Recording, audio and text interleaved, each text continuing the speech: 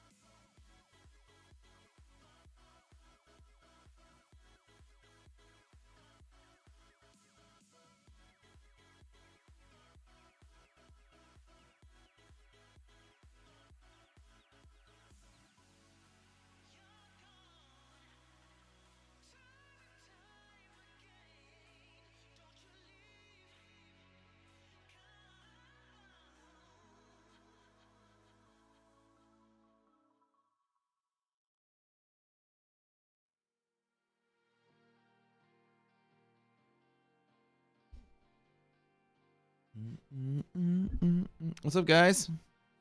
Oh, dude, I got like my hair's like sticking up.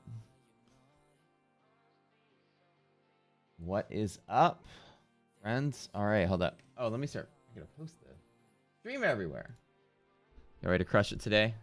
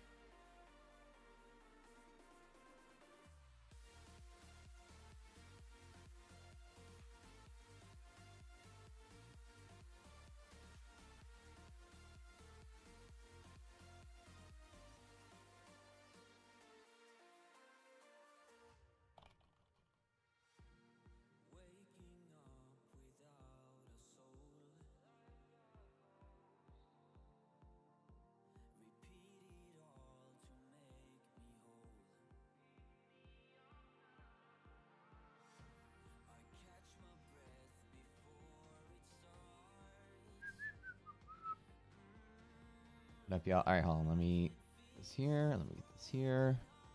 What am I trying to do?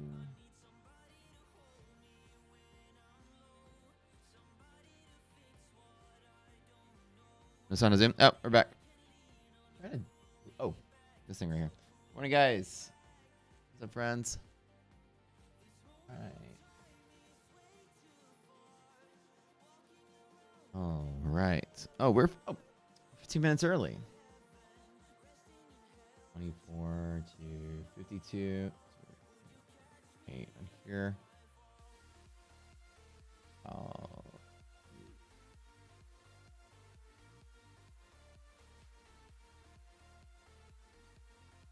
Right about 62.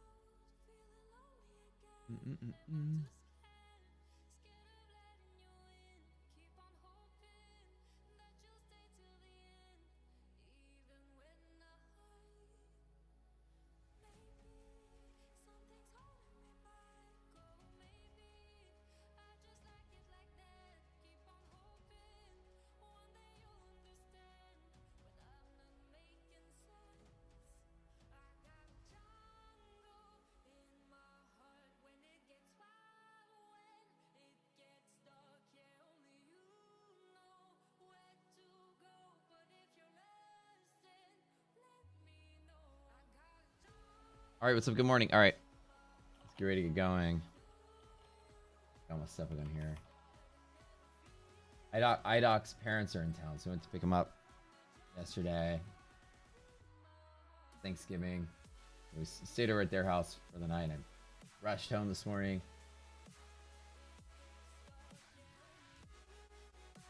They're loving the dog.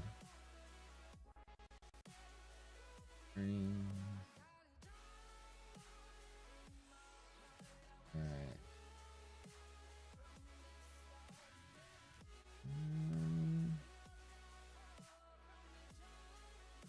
We probably have buoy treasuries. Okay, let's see this.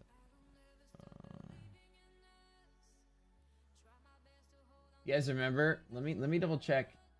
Let me double check if I was right when we did the mortgage rates the other day. Remember on stream? Mortgage rate graph.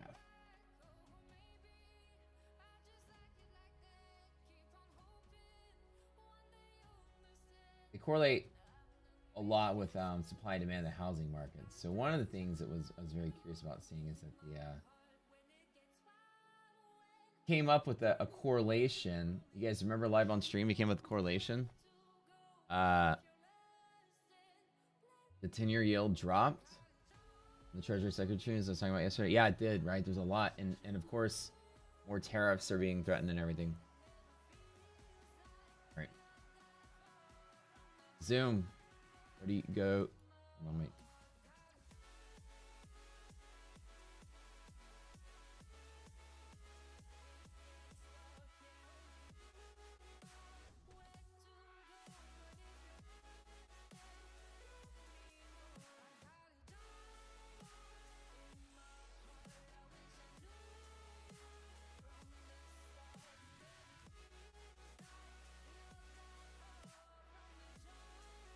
So on stream, we did this thing with the mortgage rates, right? So the guy was asking me to lock in, right?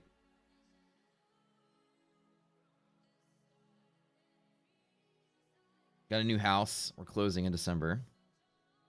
Yeah, I was like, so you want to lock in the rates or not? And I was like, well, never really analyzed what makes rates go up or down. See, I'm much smarter this time around than last time I got a house. And so you got 3 weeks to choose, right? So you can either lock it in now, or it likely can go up in the next week or two. And I was like, well, what makes them go up? And they were telling me some data they thought. They said their analysts said the rates are probably going to go up. And I was like, so you lock it in now. And I'm like, lock it in now sounds like a sales pitch. You know, you guys trying to get me to lock it in. Are you really educating me? Or are you just trying to get me to close it up? Rates drive the demand. Yeah. So on stream, I did a case study by searching on what makes the mortgage rates, what it correlates to. It's not necessarily what you think, but on stream, and went through all the different data points, and we basically were like drawing arrows, and the first time explaining it live, because remember, and I was like, up. Every arrow I drew was up, and I was like, oh crap, the rates are gonna go up. And this was last week. So I called the guy on the stream, and I was like, lock it in now. I gotta go. I'm streaming. And I hung up. It was such a funny moment. I was like the twins, the crypto guys, the ones that are like, don't beat, those guys. I was like, that's like, lock it in. So this was like last week, and it looks like I was right because it went up a little bit. all signs are pointing to the mortgage rates actually going to go up and probably continue to go up. Now that I was looking at any chart patterns, do you think I was correlating fundamental data? Stock market's high, usually rates will go up. Demand for houses are down, rates will go up, things like that. Correlates loosely with unemployment. There we go. Looks like I was right by a little bit. 0.78 to 0.84. It upticked a little bit. We'll see what it upticks in a little bit as well. Hey, that's what you do. We don't have any information about, and the broker was really funny. He was like, if you could predict mortgage rates are going to go up and go down, you can make a whole lot of money. I was like, did somebody say predict if something's going to go up or go down? Hold on, let me get my rocket scooter. Assemble. We did a good job. Because the next week, the uptick was up. So all the correlating data at the moment in time, everything was pointing up. Nothing was pointing down. So the balloons and ES futures. All right, so what these are me. Actually, let me do the dynamics real quick. So I need to put both. I'm putting both of my stuff on one chart. Let me do this really quick. 59.51 for ES, 59.91 and 76.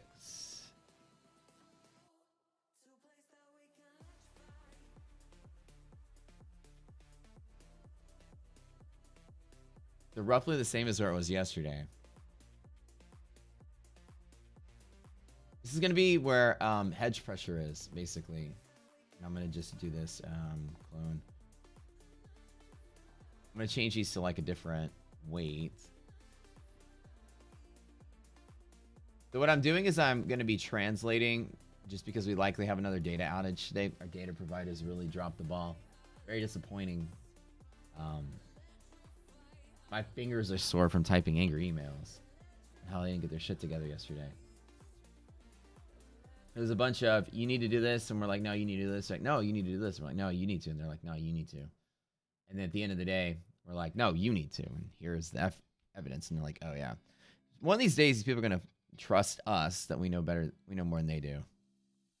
Data providers, man, always getting in. And, we do our homework here. If we say it's your fault, it's your fault. We're not a bunch of idiots over here. All right, there's this half gap. We filled the gap yesterday. Let me go ahead and remove this. That's from a long time ago. So basically, these are on standby for me to translate things over. We're not gonna have live updating candles, which means we might have DD and resilience again, but we'll get liquidity maps and all that. This is also for me to put the DD band over here. Oops, that's DD band. So I'm basically combining the charts. Make it easy.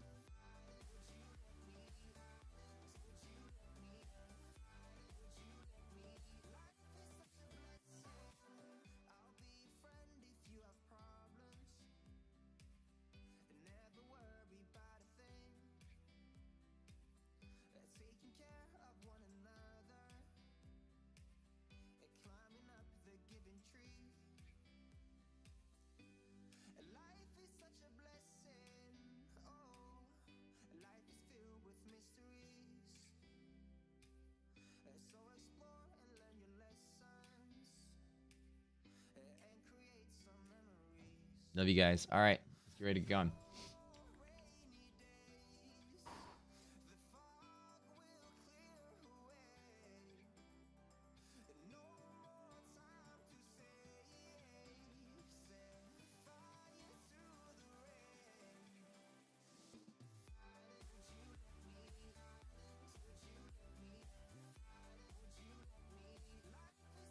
Let's look at data today.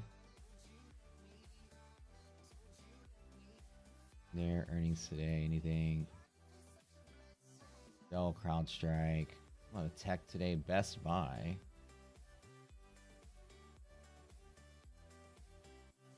New home sales. So this is going to come in. You know, this might be affecting the mortgage rates too. Consumer confidence numbers, 34 minutes.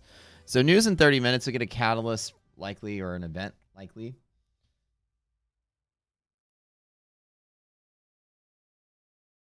What's up? What's up? Good morning. Good morning. Friends. Love you guys. Hey, Matt. Tried to ask in previous session. Sign up for lifetime. The training content in Zoom and extra charge. No. Training content is going to be in the Discord.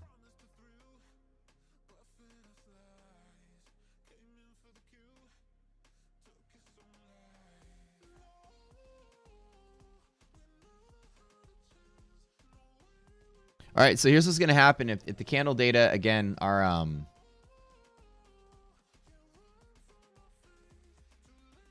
when you refresh the platform, it'll update to like latest place it needs to be.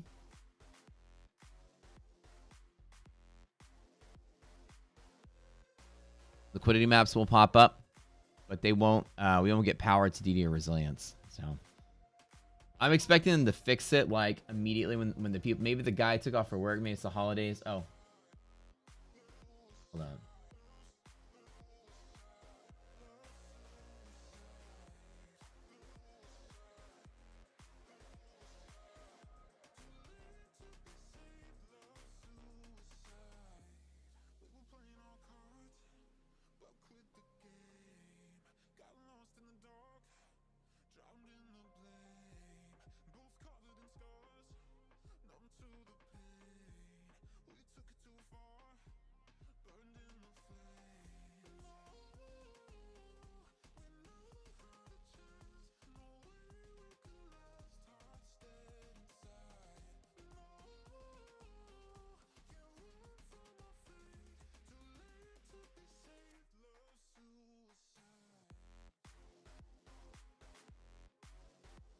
So anyways, good morning, y'all.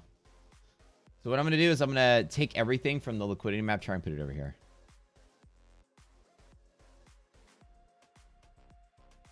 3 minutes till market opens. Let's have a good week. I'm crushing it. I think the last 2 trading days was pretty good. Roughly, nice here.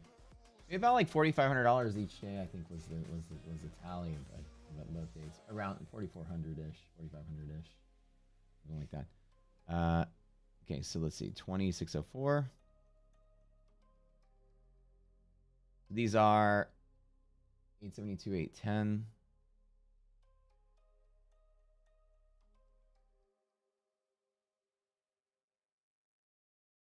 Move these out of the way here. Change the weight on these. So basically what I'm going to do is I'm going to take all the stuff from the equities chart and just convert it to the futures chart and then like dance it around as needed. 931 to 152. It's roughly... We get to it. So looking for long setups to DD band as long as things look good and positive. We'll be good here. Yeah, the maps will be calculated. Monthly maps will be calculated. Everything will. Just the live ticking candle data is frozen and not like the live candle data is not coming through. It's an access issue that they dropped the ball in our account. And so actually they just emailed me, so I'm yelling at them. And like optimize things for you guys. So we're switching some things up on the back end. And then on Friday we were switching something with them. They're like, everything's good, should work on Monday. And then Monday it didn't. And we're like, what the heck? Then Monday they're like, oh, you guys, y'all need to do this and this. We're like, no. You need to do this. And they're like, Oh, okay. Yeah, you're right. Then we have her from. All right, market 7. Let's go. 1 minute. We are moving. Let's go. Minute 1. So liquidity maps will just pop up whenever they're calculated. So we'll take a look at it. The opening moves, I'm going to have my on the hedge push on the equity side. I'm going to put them on there. I've got Nasdaq here and let's put SPY here as well. So I got my futures chart going. I'll be staring at this because futures data is unaffected by the issue with them. So yellow lines both sides inside DD band. So we're good. We're kind of in the middle. So let's see if we get any kind of good long bullish setups here.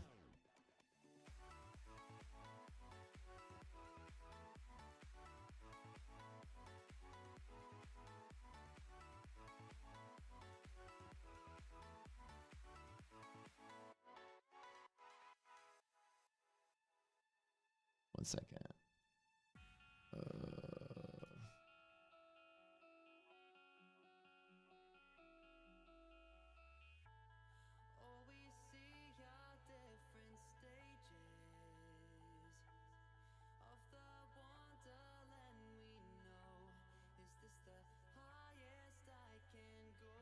All right.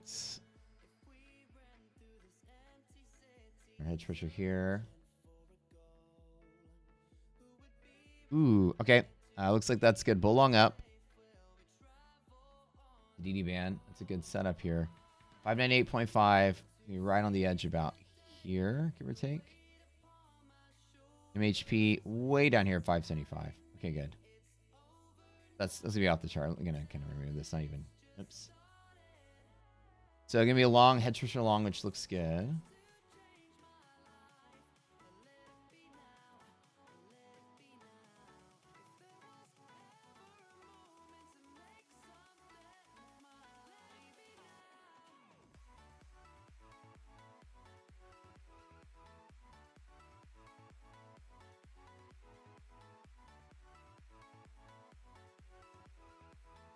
Do QQQ. Okay, that's right on the edge here. So bull long up. Open blue open is typically the trade. If you support it open, I usually look for a long push up to DD band. So 585 with the 1 point stop on that. Let's do Qs really quick. 508.5, same thing on Qs. That's good. Bull long ups are nice. I do like them. Which one is the better move here?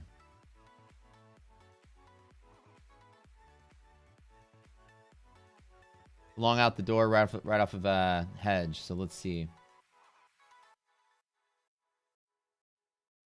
Read this one as well.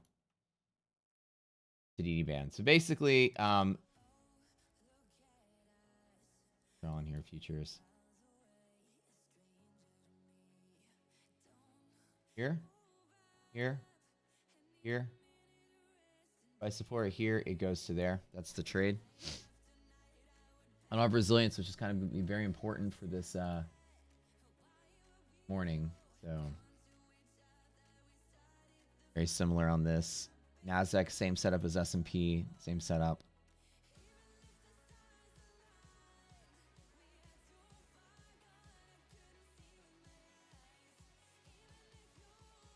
Okay, let's do futures here. All right, looking good, guys.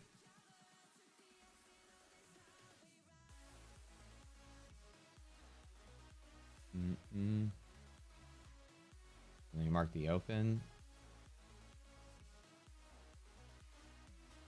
It's good, long and strong from here at the door, so I like it. Open.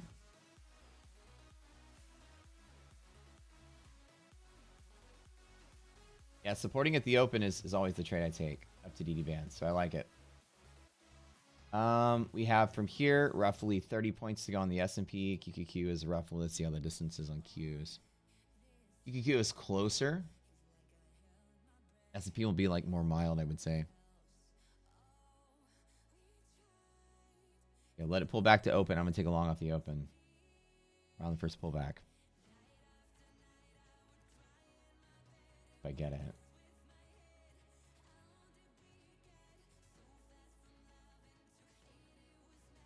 Long and strong D band. I like it.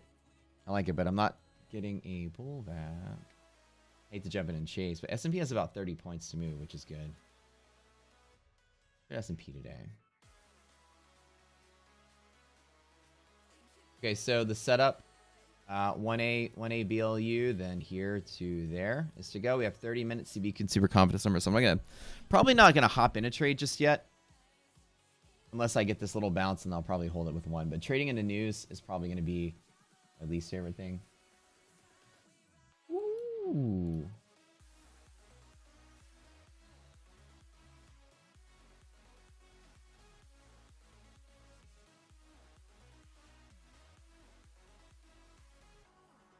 I do like it. Solid day, solid day. So we're at about a 10-point stop right down here. Will be the stop. Anything up here is along to there. Now I'm curious when that news comes out if we're gonna get a little dip. Question is, do I want to wait for that? What's up, guys? Good morning. What's up, YouTube? Y'all ready to crush it today?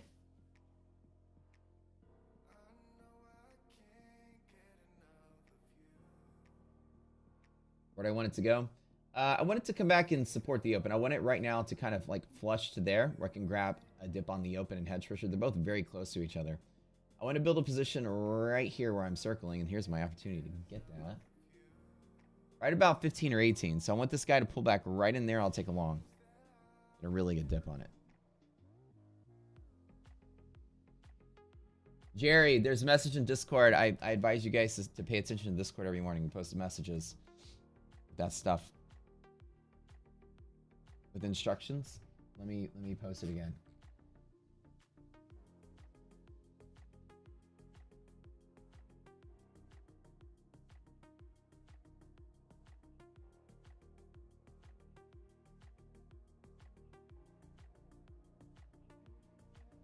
I was gonna tell you guys, I'm livid and irate. Like, I'm yelling and screaming at them. I'm like being a Karen. I'm like, let me talk to your supervisor. I'm very pissed off. They dropped the ball 2 times, actually.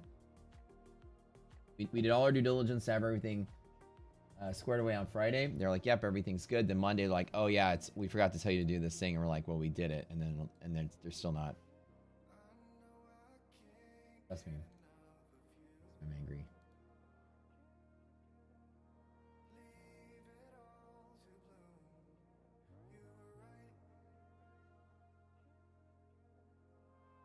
Ooh, ooh. Go to tech support.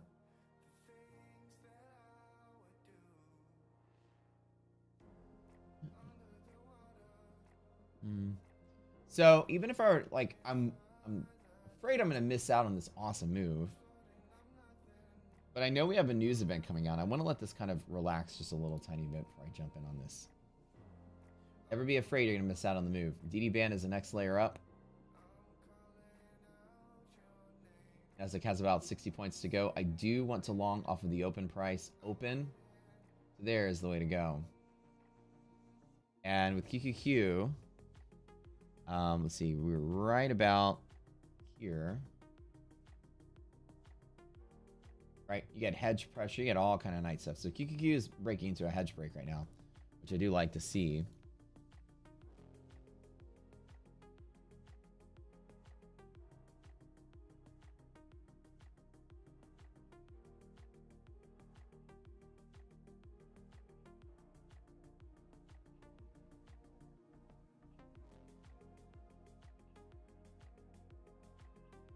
Here it is. There it is. Come on.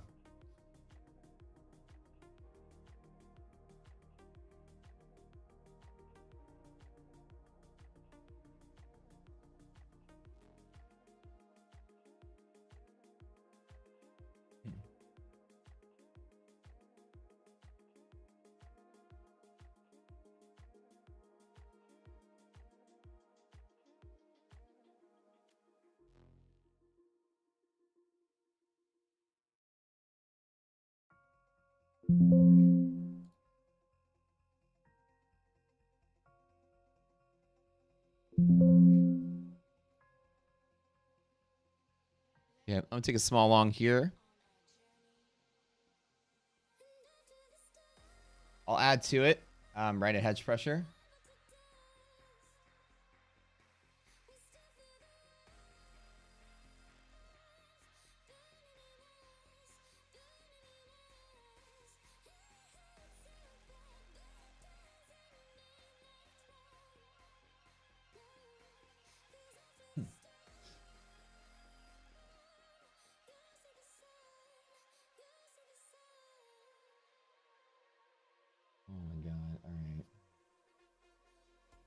Go, come on. So I'm trading somewhat blind right now. So this is the one part that I'm a little concerned with. So hopefully we'll be good.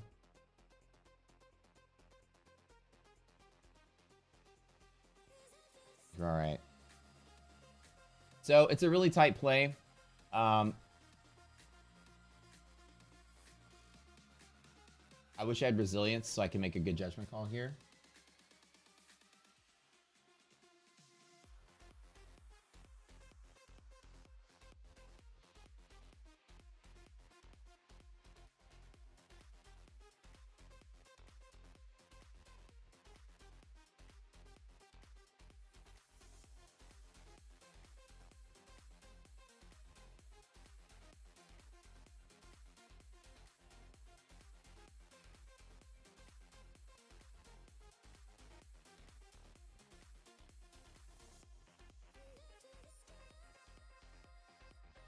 One second.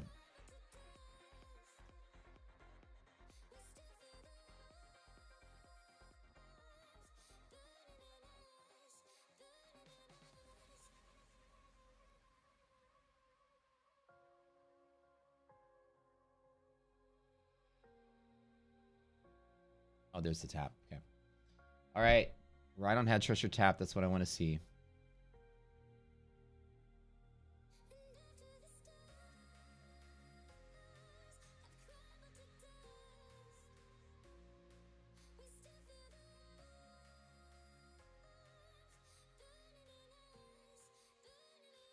I just wish I had my resilience numbers to go with me. That'd be super nice.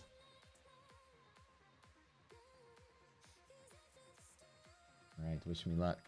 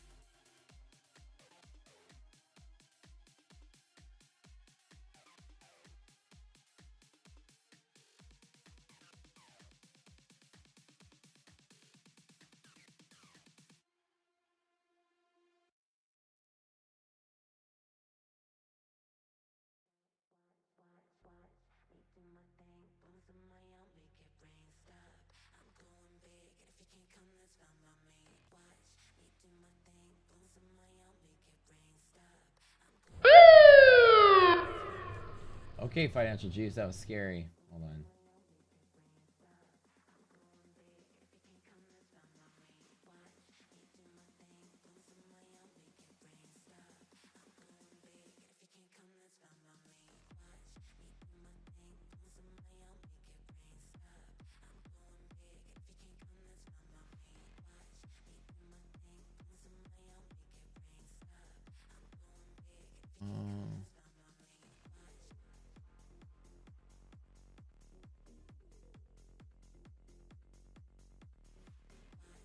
Wish me luck on this one. All right.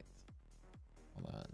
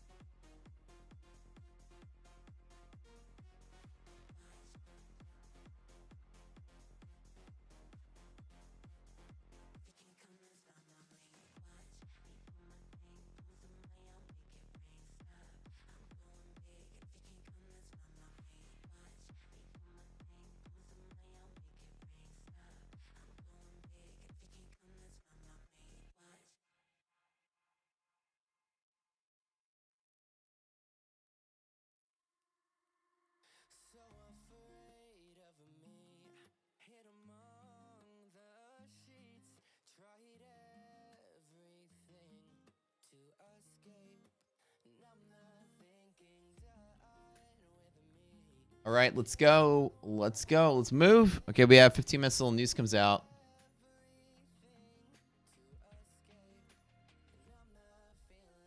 On that hedge pressure, it's having a hard time picking up some steam here, but that's what I want to see this thing move. There is a lot of resistance working against it. Let's double check monthly maps though while we're here.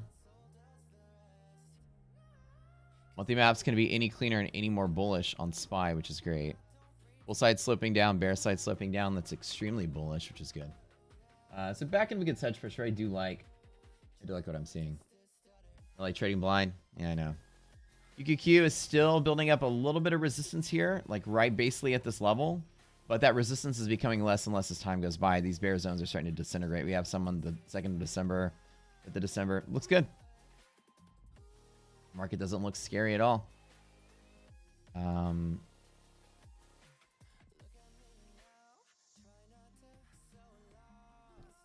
Up is Bay. Let's go. Up it is. Let's roll it.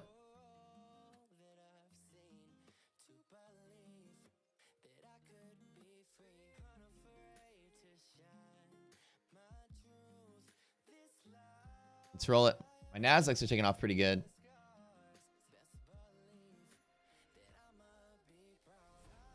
Come on, baby. Let's push it. I got S&P here. I got Nasdaqs on the other screen.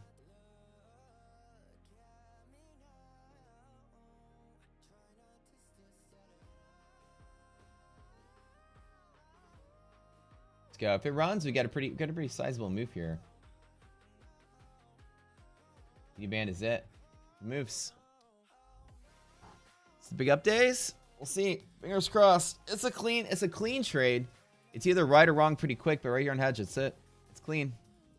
It doesn't work. It doesn't work clearly, and there's nothing that I have to trade off if it doesn't work. If it doesn't work, then I'm gonna let it fall today. If it doesn't work, it's falling big. If we lose hedge pressure, it's just big downs, both sides.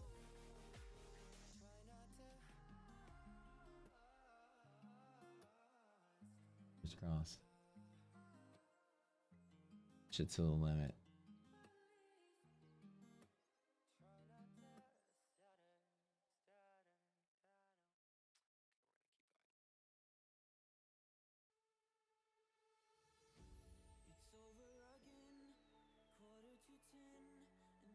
I'll take it. I'll take it. It's up 2,000 in Nasdaq. 2 accounts, 2,000 each. Let's go. Keep running. Keep running. I don't like trading into news, so let me trim those down.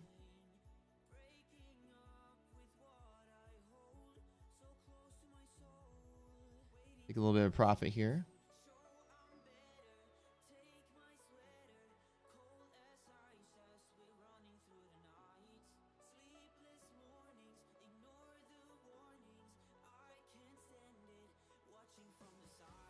I'll take it. I mean, $700 across the board.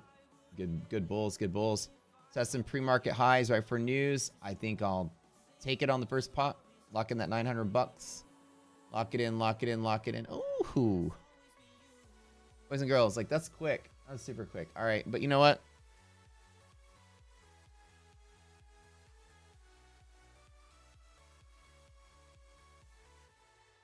Today, I'm gonna pause because the CV number is coming out and get a nice little dip again. What is that? 46 here. 4,600. It's the fun at Apex, and then I made 825 my live elite ETF. That's $5,400, and I'm done. I'll just chill for this one.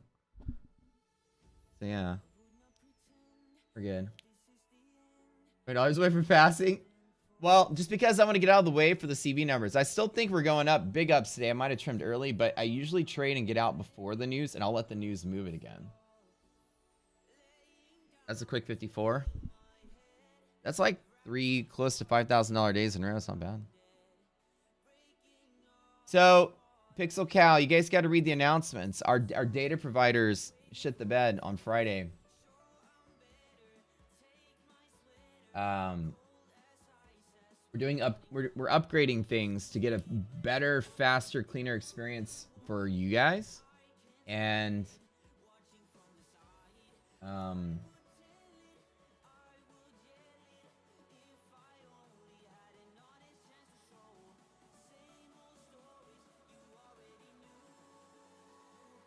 So we don't have the real-time candle data is not updating.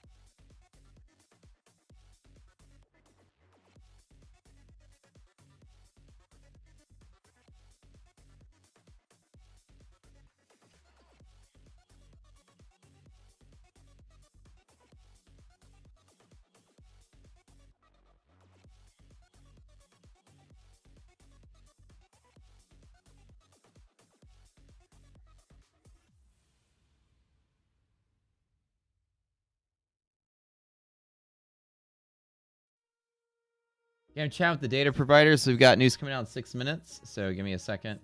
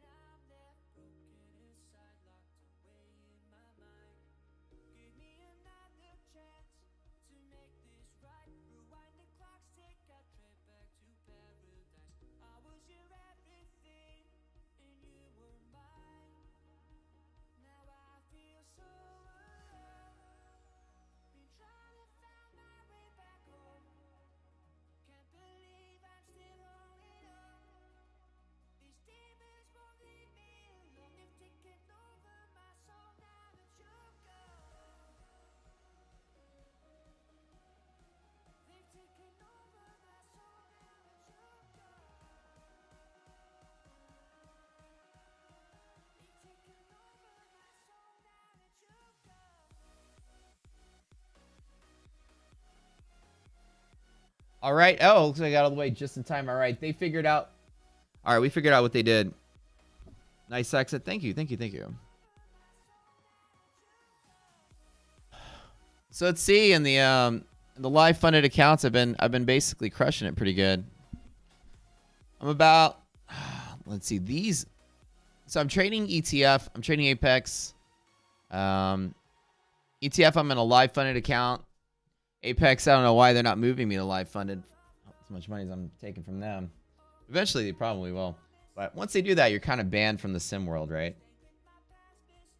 I usually don't let you trade sim anymore to make money. These accounts on Apex about 4 days away from the payout. And the new rules. How long until I take out the discount? Space spike? Sunday. So this particular trade, I just trade to the pre-market. highs basically, or like to test, and I close out right here just because we have news coming out and I want to stay out of the way. So basically the way this is working right now,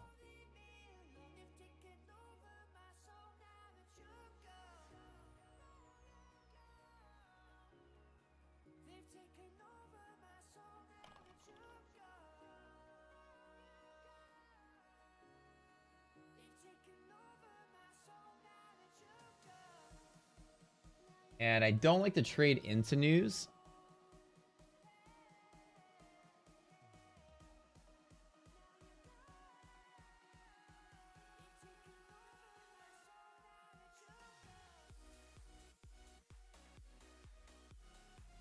This is a pretty clean day because if we lose hedge pressure, right, the pressures are pretty clean. On a liquidity map, you have hedge pressure pointing up. Any break of hedge pressure, there's nothing to long from except for here, and there's a big long ups from monthly, and I always buy it monthly. So today, like I said, I just pressed it up to the highs. I'm gonna not play so aggressively on this. We're gonna let the news come out. 3 minutes. We have the CB consumer confidence numbers, as well as the new home sales. Very important for me too, because I just got a home.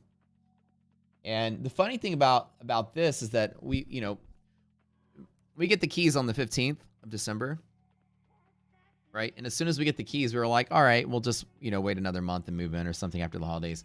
Now we were like convinced that we got our new puppy, and now we're all like, oh, let's set up our Christmas tree and get the puppy and take Christmas card pictures in front of the Christmas tree in the new house. And we're like, all right, fuck. So we're going to be moving literally the week before Christmas, like that day. And we're rushing to get contractors in to finish some of the work they need to do literally the week before Christmas, so that we can move in like a week before Christmas and set up a tree. So I got a busy December. By the way, 1 o'clock today with the minutes and Fed minutes coming out. It's going to be very important to kind of hint at what they're going to be doing next year. We know this next FOMC meeting is going to be cutting a basis point cut of 25 points, likely predicted. Market's pricing it in already. Let's see if they have any ideas about next week or next year. I mean, is there a maximum you should close out on each trade when you pass eval to get your elite sim account for easier payout structure to begin with? Is there a maximum you should close out on for each trade when you pass eval?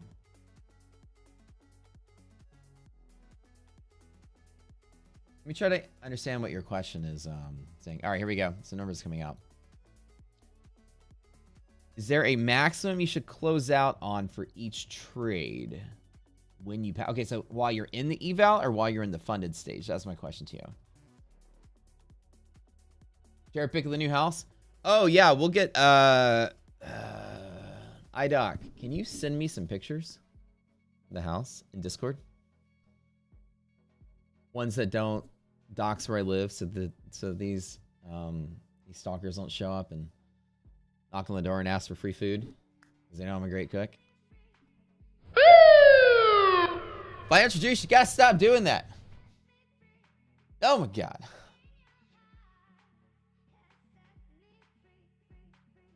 Actual numbers coming out slightly less than scaring me there. All right, let's just look at this number here. Consumer confidence number came out slightly lower, right at par. New home sales down for October. Let's double check this one. Market's not necessarily loving that data, and we fell, came back to where we were, kind of pricing that in. Am I over trading if I touch this? And the 610 is the lowest it's been since June. All right, our data's back on. Huh. Oh, I love it. I love it. Oh, I can breathe. I can breathe. I feel so good. Oh, I feel so good. Oh. Just send us the Zillow link. Y'all be knocking on my house when I come over and smoke cigars and play poker, and I would let you. Right, come on in, boys. Let's go. It's boys' night. Click that button. Get my data back. What was that? Dude, it's financial juice. I love it, but it's a browser and there's no volume, so I can't change the volume. It's the alert that tells me the news came out. So basically, with the CB consumer confidence numbers came out, new home sales came out. New home sales are down, demand is up, so mortgage rates likely go up, right? We haven't had an update since the 11th. the 21th of month 11, i.e. the 21st. Let me get this number right. And so the demand for new home sales is down for the last month, which likely is correlating with the increase in mortgage rates, as I've educated myself. I'm glad we locked it in. Okay, so Tio is asking, in your funded account, say like $500 because of the 40% rule ETF. Okay, so what you're trying to do is maintain a certain profit per day so you don't have the 40% rule. For number one, you have to trade. How many days an ETF do you have to trade before a payout? They have new rules, right?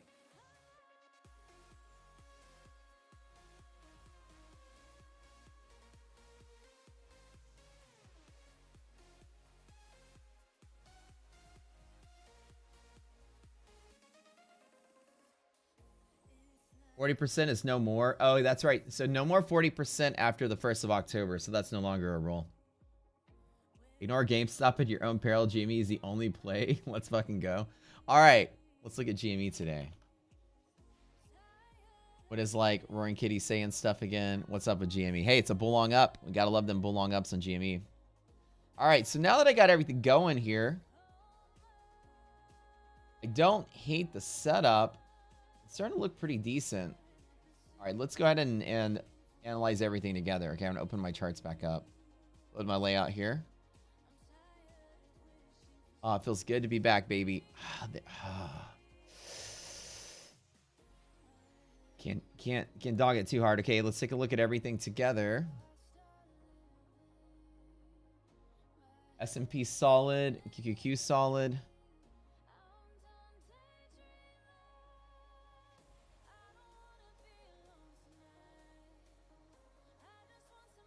So you guys are all connecting at the same time because data's back.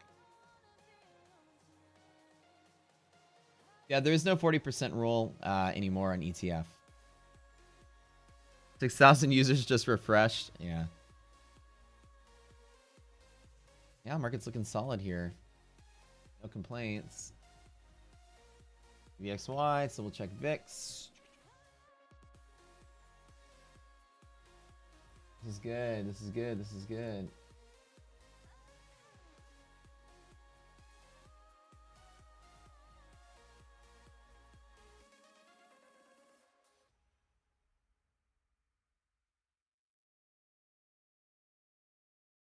Yeah, so the rule you do have to pay attention to, as people in Zoom are telling me, the 23% rule, which has to do with that. So the 23% rule is the new rule that kind of is like, the 40% rule just prevents you from blowing out. So like if you're doing 1.5 or 2-to-1 trades, you know, make sure you're taking profit adequately at the same-ish amount so you don't blow. The 40% rule is no longer a thing with ETF. It's a 23% rule. So an example is, it's $100. It depends on what account it is, but it's either $100. You know, let me adjust them. It's either $100 or $200 depending on the account. Now, let me get this right because I'm no longer doing this with ETF, so I have to look at it. It's a minimum you have, so it's like when you tick the counter of number of days you've been trading forward, you can't just open and close a micro. You have to make a minimum amount, and it is the greater of the two. Past a certain point, the minimum for it to count as minimum has to be 23% of your biggest trade. So what happens if you go out and make like a blowout 10K profit, your minimum then becomes $2,300 for it to count as a day. So the problem is if you go have like these one giant blowout days, and they make sure that all your other days have to meet a minimum. So the old 40% rule, you could just inch your way forward making like $200 or $300 a day until that 40% trickled down. But the new rule, you got to make, if you make one blowout, you got to keep making blowouts for it to count. And that's the 23% rule. That's what you got to pay attention to now. It essentially means if you get too much, if you get like a big busting profit on one trade, I don't know the exact numbers, so I'll look it up in a second to give you the right information. If you make a fortune on one trade, it requires you to continue to trade big to make fortune on the other ones so you get your payout. You requested your first payout from Elite. Awesome. Good job. Good job.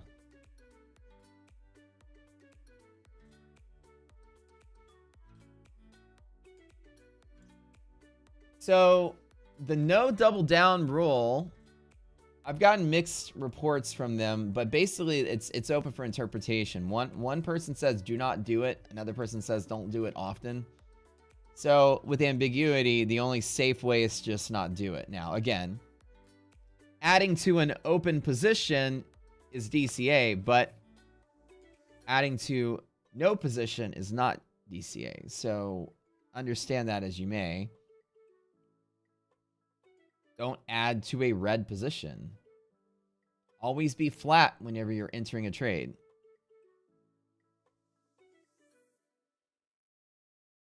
Make sense? If you want to buy here and you want to buy here, don't trade both of them. Long here, if it doesn't work out, stop out. Long there. I mean, it's two different trades instead of adding to a loser. They just don't want you holding and then martingaling. But if you can prove that you have two solid entries and you're not adding to a losing position, you're adding to a flat position, then you're not dollar cost averaging anything. So you can take two different trades just as long as you're not adding to a loser. All right, SPY's good there. All right, QQQ is good there. And the question is, do I want to take it? There's nothing really scaring me today.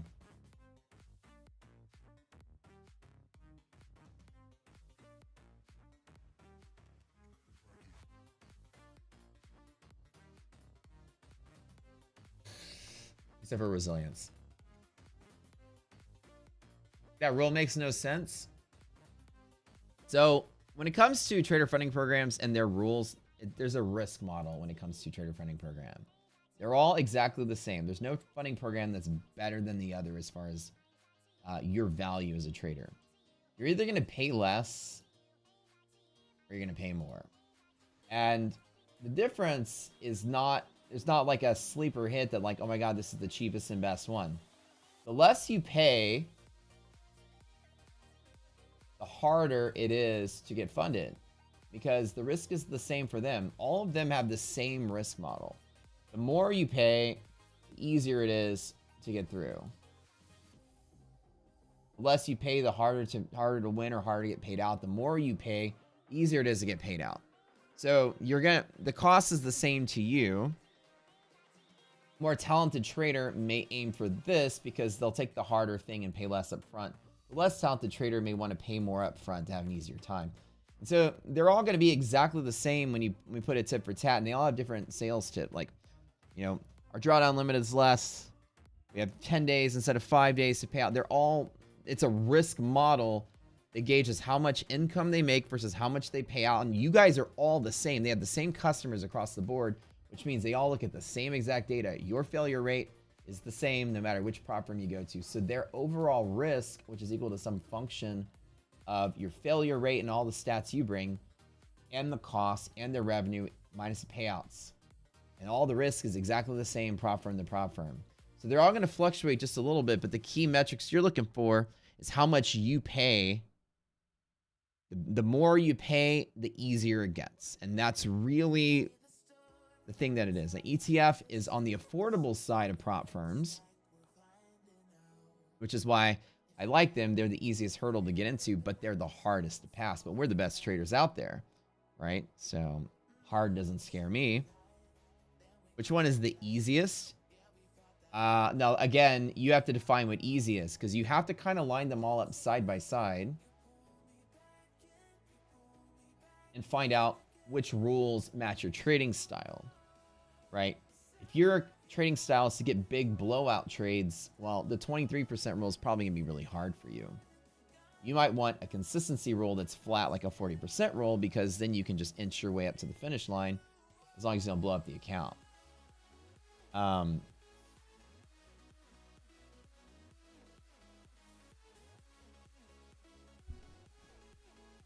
Really going to risk my profit. I don't like it because resilience is negative.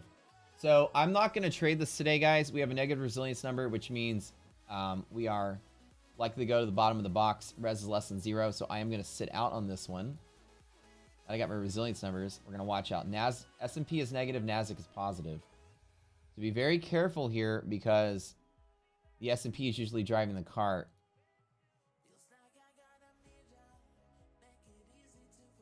The easiest with our strategy, I don't really trade a lot of them, so I'm not the best person to ask that question. ETF is not difficult. When I say easiest, it's like relative. We're not talking like insanely harder. We're talking about like a couple extra days of trading, more, scaling your profit differently. There are people that have said Top Step is the easiest, but let me not mislead you here. They're all really hard. So it's like easiest is a relative thing. They're all extremely hard. The rules are very hard in all prop firms. They're not easy to pass. So you're kind of comparing like something that's like sour candy to like really sour candy. They're both sour, right? You're not gonna they're not supposed to do that. It's like relatively easier. It's not gonna be like, oh, this one's a cakewalk. They're all extremely hard. And Andrew came in with the correct answer is we're not going to look at the easiest one. We're going to look at the one that makes sure the proven one. So the handles you're looking for is set a budget. That's all you need to do. Here's your budget. How much are you willing to spend a month per account? And that's your handle. Times how many accounts. Now Apex and ETF give you 20 accounts. Top Step and others give you 5. That's also part of the risk model. The more accounts, the higher the risk. Therefore, if they make them like Apex and ETF for like budget light and easier or not as expensive, and they give you 20, but they're also harder with more rules. And again, harder is relative. If you have a solid trading strategy, you should be able to navigate all of them pretty much the same.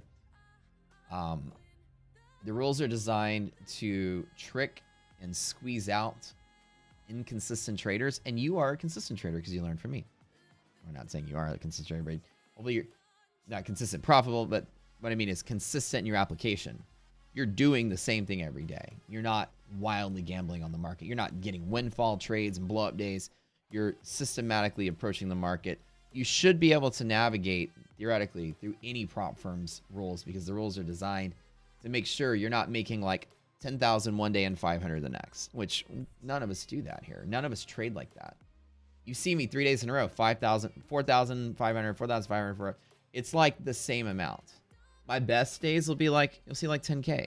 My worst days on the other side of the coin, negative that much. But you don't see me making like 50K a day and then 5K, then 3K, and then a million K. You know, it's just like consistent is really good. As Andrew said, other thing is you set your budget, then you go compare all the ones that are in that category, right? This one, this one, this one, and this one. Okay, I can afford all of these. Which one has proven track record of paying people out? Okay, just these 3. This one has people saying my payout was denied. This one has people saying shenanigans. This one has people saying payouts were delayed 3 weeks. Cross them off your list. Don't waste your money with them because there's a lot of fakes and phonies out there. Okay, so stick to the ones with the proven track record that do pay out. That's your own research, or just ask your community because people have experience with it. Don't get another fast track. Then of these ones, then you just compare the rules next. You're going to find the rules are remotely similar, but you might find like this one has a rule that's different than this one, that's different than this one. X rule, Y rule, and Z rule. And boil it down to basically say, for the money I'm paying, I can either do a 23% per day for it to count, or this one takes 10 days to get a payout, or this one is a 40% consistency rule. Which one of these do I like better that fit my budget that pay out? And then you do that. You're just reducing the problem to the metrics that matter. As Andrew said, 3 to 5 props when I earned this last month, and I'm sure most of them are pretty easy. Yeah, the shit like, get funded tomorrow. No more evals. Go straight to funded. Go straight to bankruptcy. Don't deal with that kind of stuff. Stay far away. All right, guys. I guess if someone do a million K a day, you won't trade anymore. All right, guys. Let's head over to YouTube. Let's call the Zoom call. We're doing good. That's it. I'm done for the day. With the resilience being negative, S&P, we are going to likely be pulling back. So let's go ahead and stay out of this one. Although resilience does wonders because we have a video that says resilience predicts hedge pressure break. And, well, Res predicts hedge pressure break. Now, I'm not going to short this, but I'm glad I'm out of the way. Everyone, resilience predicts hedge pressure break when it's in the box. You guys remember the video, right? I'm going to lock in my... How much was this? 19 plus 19 is 38, and 8 is 46, plus another 100, 47, plus 825. 55. Yeah, I'm going to take my 5,525 dineros. Call it a day and not even deal with it. It's a pretty good trade out the door. All right. Oh, yeah, let's do house pictures, right? Everybody go to YouTube. We'll do some house pictures. All right. Zoom call is great. That's a trade. Trading day's over. I'm going to sit out. Resilience heals itself and gets back to being better. I might take the long off of anything down here. Resilience being positive to pop it back up, but resilience is a gap fill predictor. We are likely breaking hedge and coming down.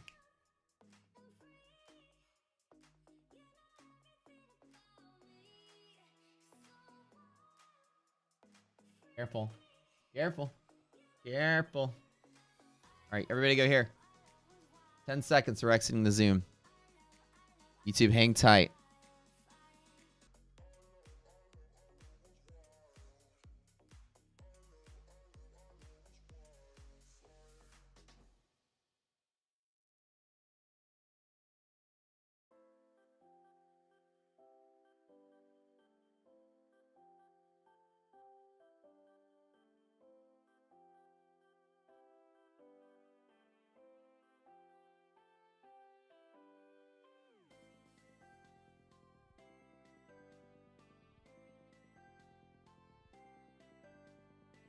All right, you guys. Rest predicts hedge pressure break. We're going to watch it in front of your very eyes. RS entry music. Wait, what was it, Lucas, that we had a few months ago? The entry music. You guys got to like yeah, iDoc needs to make us a I told her she's gonna help me do this. She needs to make us one of those some AI tunes about hedge pressure. I want it to be like goofy and full of puns. Like, it's never gonna be as good as the NASDAQ Cowboy that Matt has. That song's a total banger. I'm gonna rock out to that when I work out. You can make one using AI. If you guys let's have a contest. You guys make some AI tunes about crushing the stock market. Then hedge pressure will like rip the market's face off and like some cool shit. The 1995 WWE walkout music went up 5K.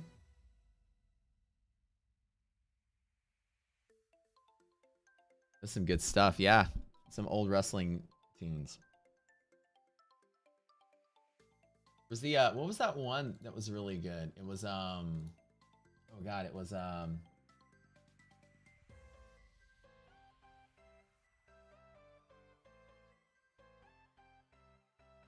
it was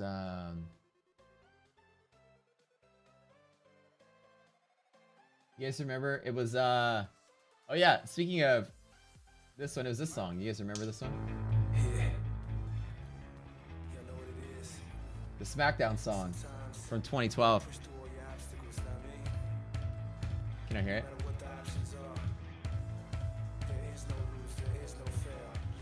Let's go. Can I hear it? I wonder if this is gonna get copyright though. Copyright strike.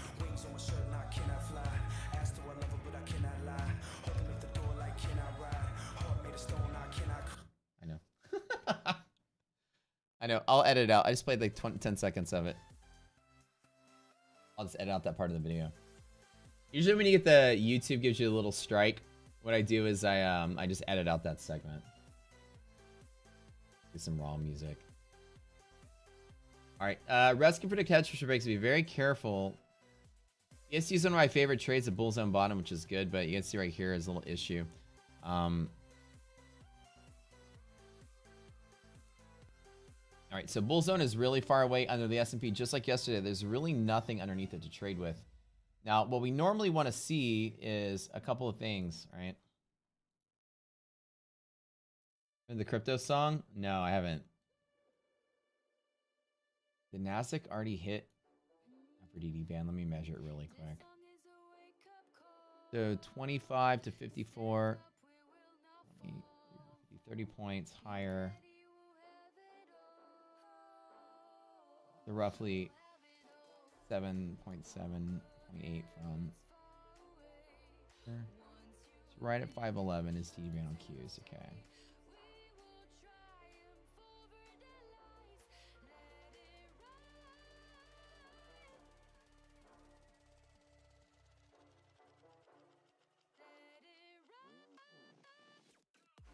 This is a good day, you guys. Really good day.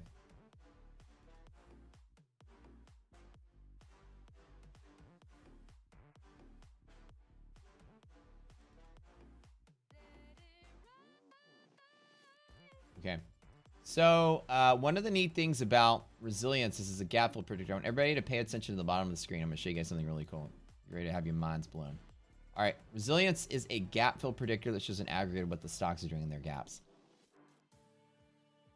So what it does, and this is, like I said, this is one of the best tools in the world. This is going to avoid, I'm not longing the market today until this heals itself.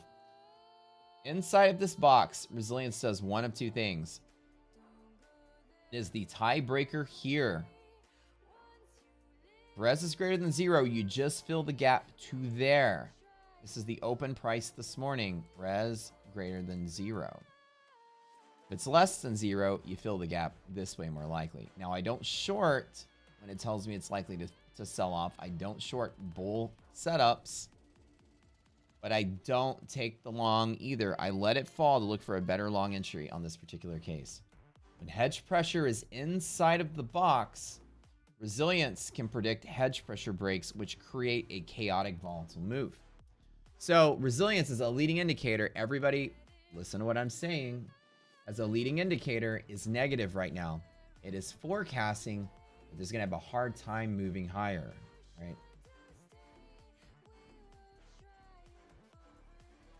So in this particular instance, we're kind of having an issue right now with the market pushing higher. So usually I let resilience yank this down and find another pivot to trade off of, but the problem is there isn't one. So this can be bad for S&P today. This can turn into a sell-off day. Again, I've been saying that since about, 30 minutes ago.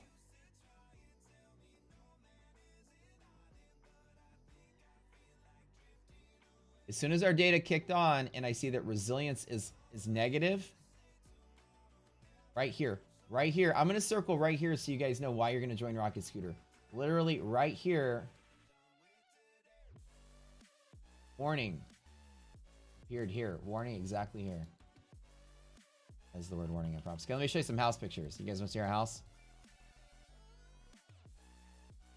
The warning sign came here.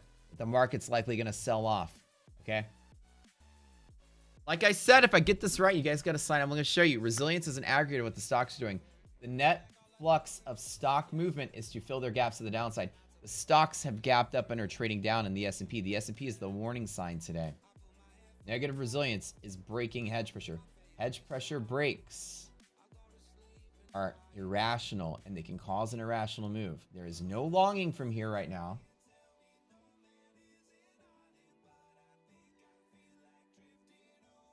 If the gap will be filled in resilience, yeah, anytime resilience flips to positive, no matter where the price is, your brain tells you it wants to go right back to there to test to fill the gap. Resilience is a polarity inside of this box. It's this way or this way from any direction. Right now, you're sitting at the middle with the negative res. The polarity is down. It's going to fill the gap. This is high win rate trading, guys. Like stay out of the I stay out of the way, and I don't risk it. Watch it just inch its way lower as I'm safely on the sidelines. All right, let's look at my house. You want to see it? You want to see a picture of the house?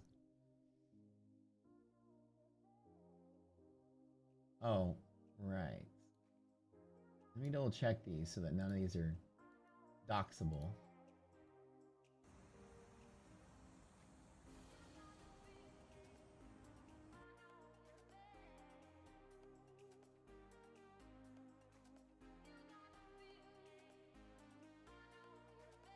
Oh, dude, we're so excited.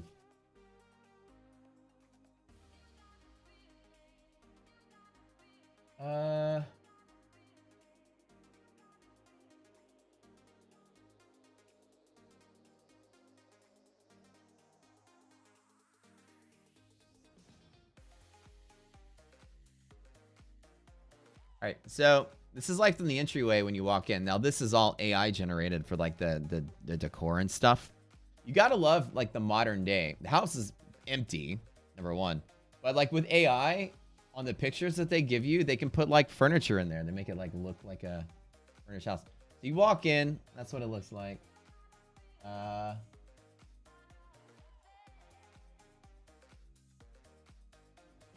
This is again AI generated with the furniture. This is not our furniture. This is nobody's furniture. PJ, data's back on. Just refresh your platform. So there's the entryway. This is our kitchen, living room. We got these gigantic windows. It's pretty nice.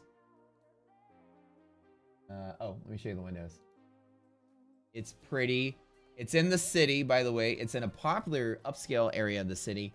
And I get a yard, finally. My gardens have to be on the roof of my 4th story. Like, so my house right now, I have a giant 4-story fucking tower, I like to call it. It's a house that looks like this right now. So, like, it's a, like, I have a staircase that goes up in a circle, and I've got, like, rooms on every floor. My house, like, goes straight. It's like a city townhome. 4 floors, rooftop decks, and my garden's up here. Now, we have a 3-story... the backyard. I'm so happy to have a backyard. Oh, that's so exciting. I'm super pumped. Well, Pickle can run outside and poop in the yard. Okay, a couple more. The kitchen's really dope. I do like it. And we're gonna do some work on the kitchen. Like, this is how it looks now, but we're gonna redo this right here. We're gonna put some like paneling, like some wainscoting type paneling. We're gonna do this black fixtures. This is all like the stuff that came with it.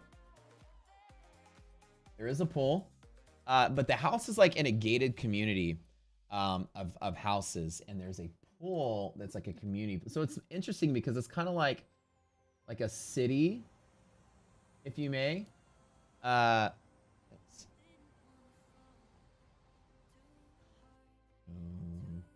opening up. Let me try to open this in browser.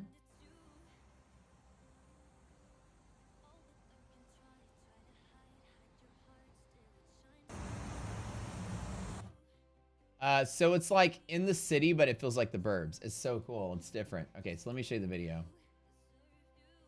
So basically, like, there's walkways with like all this like marbling kind of thing. There's giant lakes everywhere. The houses all look like this. They're really pretty.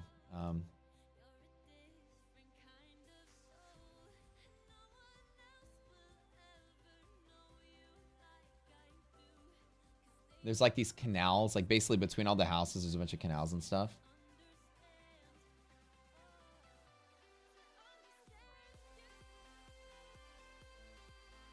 Nice. So basically, yeah, Brian, it's not like your place. So there's this giant lake right here, and you can kind of see the pool like right there. So it's like townhomes in the city, but like, look, doesn't this look like the suburbs? It looks like we're in like Katy or something. Look, it's all like. Well, the funny part is like right here is the Asset Smart dealership and stuff like over here.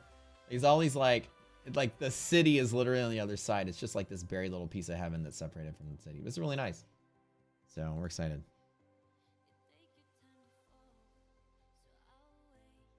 One of the last cool parts is I get this like top floor where we're gonna have basically like both of our offices are gonna be top floor.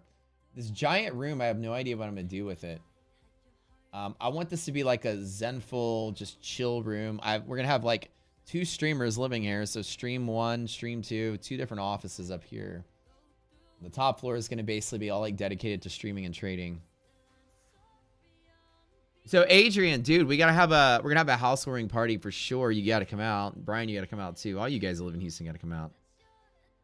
So familiarity with Houston, it's Heights area. Res, I don't know, Joe. Res is less than 0. I'm scared of the market today. Adrian, I think you'll like it better because you've seen my current house, so I think you'll like it better because it's got more space. You know, you've been in my current house enough. It's just like that. It's like you just walk in and there's like stairs going straight up. It's like a traditional tall, skinny city town. This one is more like a house feel. There's like hallways and stuff. It's kind of nice. Your friend is moving to Houston from NYC. Oh, nice. I'm so glad that there's a lot of people seeing how awesome Texas is. But also, it's, you know, Texas is about to fill up. So hopefully people come here and, you know, keep Texas awesome.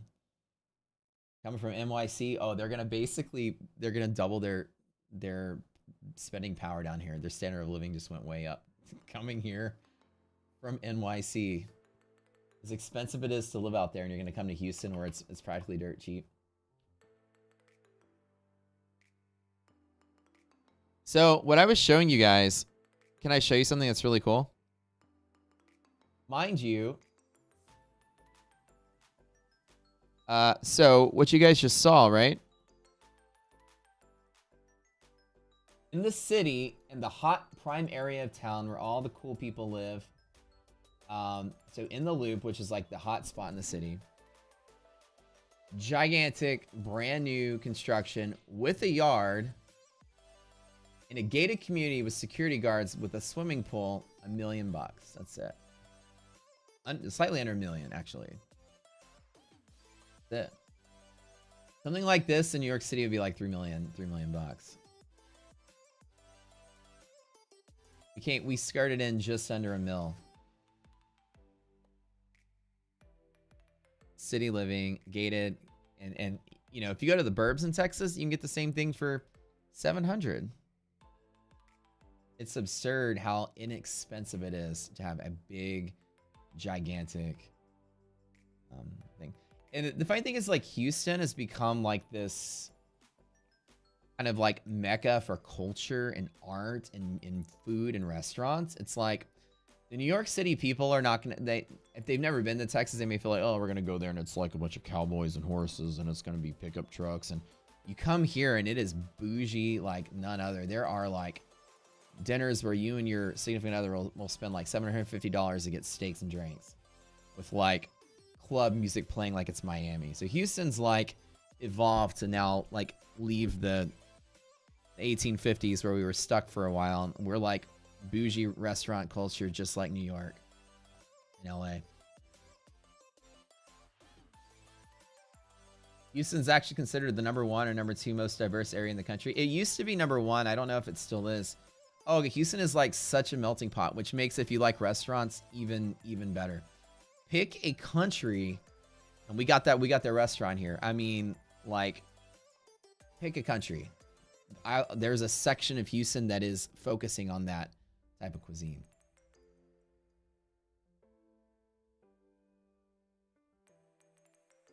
My friends the other day were like, yeah, we went and had Ethiopian food. I was like, well, I think there's a bunch of Ethiopian restaurants and shops in the little area over here. And you're like, it's just like, Houston has just become like this major melting pot. It's so cool. Tuca Madera. Oh yeah, dude. Tuca Madera is pretty fun. And we've been a bunch of times, but IDOC won't go back. She got food poisoning last time she went there. This move to Texas moment brought to you by Trader's Paradise. I shouldn't be telling people how awesome it is here because everyone's going to come and ruin the experience. Real estate will get expensive after I tell everybody. There's a really nice little Ethiopian Houston. Yeah, there is. It's really cool.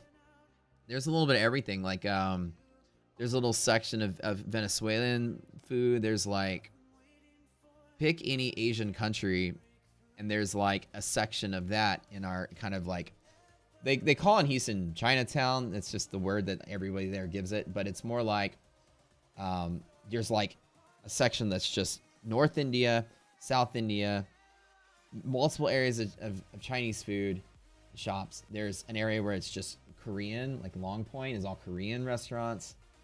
There's a section of the Chinatown, which is all Vietnamese stuff. I mean, it's just like you can go in Houston and travel this way, and it's like going to different countries. It's like fucking Epcot down here. It really is. Houston's like Epcot. It really is. You walk, you go 300 feet this way, and you're in another country. It's kind of cool. And even the street signs are sometimes in different languages. It's kind of neat. You're in the Woodlands? Ransom? No way. Wait, Machine, where are you at? Are you guys in Houston? You know, what I'll do is we'll have like, we'll start doing like meetups and game nights or trivia nights or cigar nights or poker, whatever you guys want to do. Brian's in Houston. Adrian's in Houston.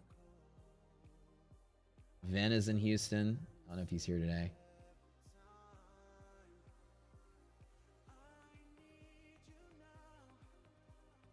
Joe's in San Antonio? Oh, no way. Escape room nights? Hell yeah, we can do that. IDOC was in San Antonio for a while. Weren't you? You were in San Antonio. School. You're in Missouri City? Oh, no way.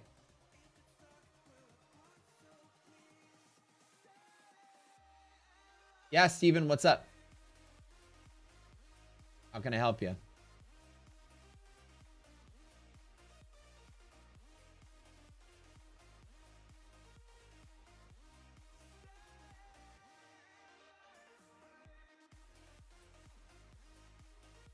Marco on Discord. Yeah, what do you got? I gotta figure out what I want to do with this giant game room thing upstairs.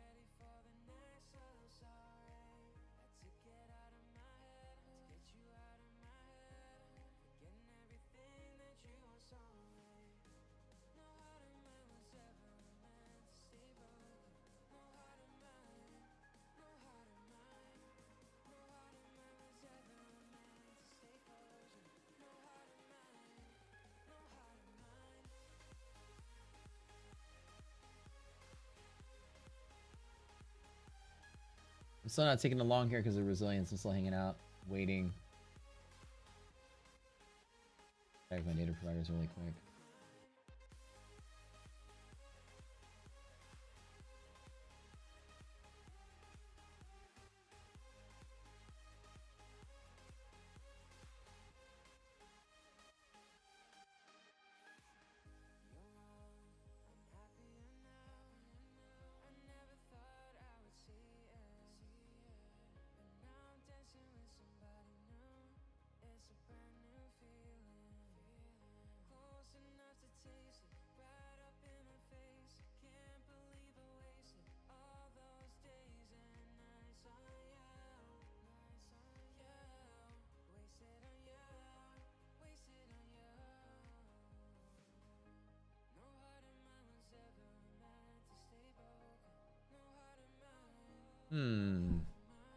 Yeah, again, I'm not long in this one because resilience is giving me that kind of like caution here, so.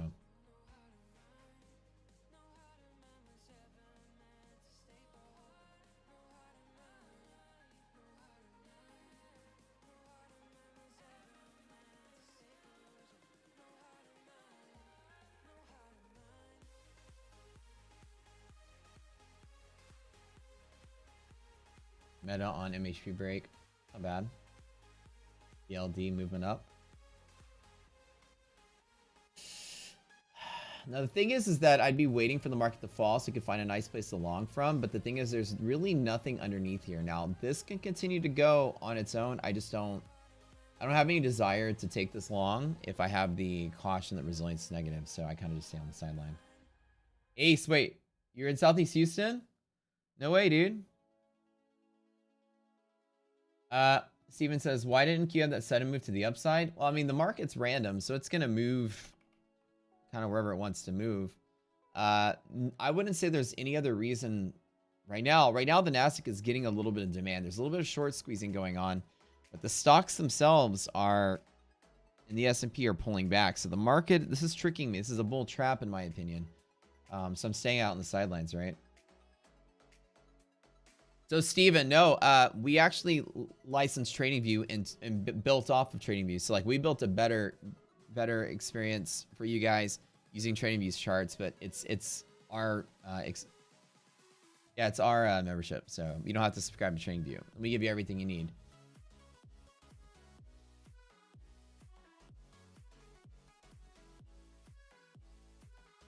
Yeah. Wait.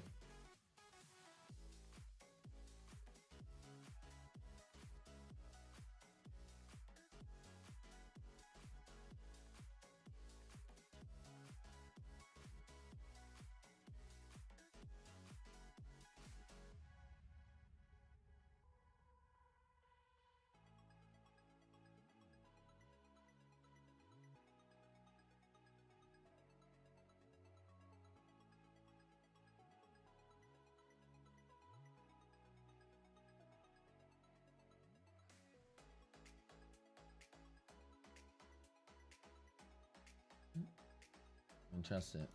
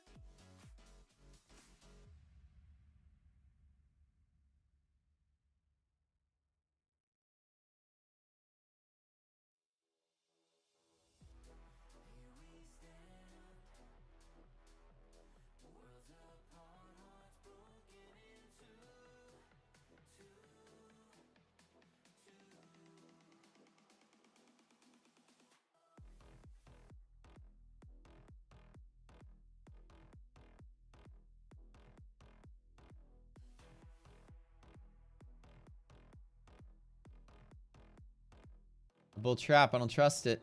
I don't trust it. I don't trust it, guys. I don't trust it at all. You guys want to do a do me a favor. Great day again, SMB. Let's go. Let's go. Do you need real-time data for the resilience to show up in the portal? Yeah, you do need the real-time data. If you don't, resilience will likely show up. I actually don't know the answer to this because I know how I designed it. Resilience will technically show up when data shows up, but resilience will also be delayed.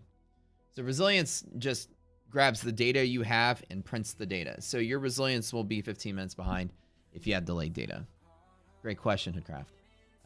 Is it 20 days course, probability course? Yeah, so the 20 days thing is only for sale until Friday. We don't usually sell our courses outright. But for Black Friday, you guys can take our courses. You can actually subscribe to a package that lets you come to all the Zoom calls and courses. Usually it's not something we sell like at all. So for Black Friday, we made it a thing. So people, like, we've just got exposed to so many people. Like, I won the trading contest thing, and we're getting a lot of tweets for some big influencers. Geez, I've got like 1,500 followers on Twitter in like the last 4 days just from getting retweeted from some big names out there. And so a lot of folks are getting introduced to our group. You know, we have a price point for the platform in the software, and this, you know, it's normally $200 a month. And so to get people like introduced to what we do, we said, let's pull the courses out, and you guys can just sign for like $20, which is basically nothing. I said, let me make it something that's not zero. We were going to do it for free, but then like when it's free, you don't take it seriously. There's a psychology associated with paying something. And actually, this is what I told my team. I was like, I'm just going to let the courses be free and then people learn for free. And they're like, yeah, but people don't take something seriously if it's free. You get free stuff and you just kind of throw it aside because it has no value to you because you invested nothing in it. Therefore, you perceive it as having no value in general. And you don't really invest a lot into it. But if you pay at least $1 for something, the scalability of the importance to you goes through the roof. So like if you were to graph the importance of something is to you versus the price at which you paid for said thing, at zero, it's zero. At $1, it's the biggest change of importance. It actually like jumps to here. It's like a logarithmic chart like this. So the more you pay for something, the more important it is to you. Like a house is going to be over here. A car is going to be over here. Something that you paid $1 for is going to be right there. And something that's free will be down here. But the idea that the fact you just pay anything for it makes it very valuable to you because you invested in it. You take it more seriously. Statistics show this. And this is you know me and my statistics. So we're like, let's just make it $1 a class and whatever. Black Friday. Perceived value, right? Brian knows this. He's a logistics expert, so perceived value of free is that it's worthless because you paid nothing for it. You didn't pay anything, so it has no value.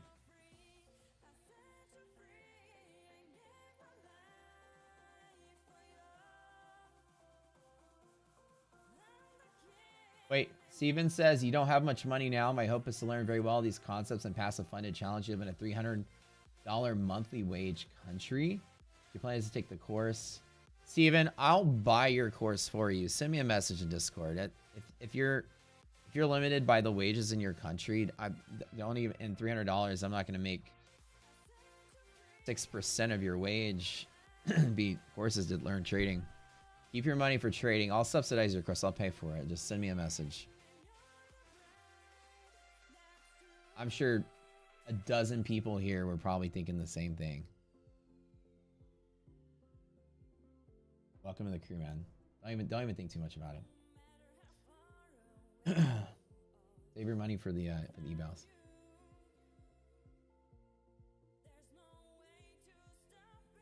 Bull trap, dude. Bull trap.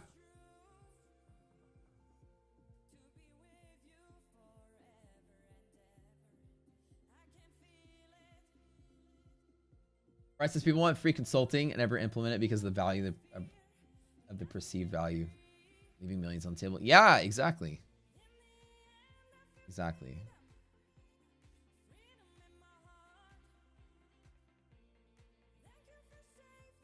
Let's see if I'm right about the bull trap. Resilience, there used to be a saying here back in the day. The saying back in the day was like a alliterative sort of phrase. It was people would say, resilience. Now again, this is not a quote, so don't like report me to the authorities here for improper marketing. But this is a quote people say, resilience. Like I get a phone call from the FTC that says, "You've said that something's never wrong." We used to say resilience is never wrong. This was the saying because people would say resilience never wrong. It was like, it was easy to say. And resilience never wrong is a saying that has actually more meaning than that. But the saying is basically this. Well, technically resilience is never wrong because it just calculates something, right? So it's always, the math's always right. What is it calculating? Well, it's telling you that the market cap of the stocks in the S&P are fluxing through their boxes this way. Now the box, let me explain this to you what the box is. Pretty simple. A stock, right?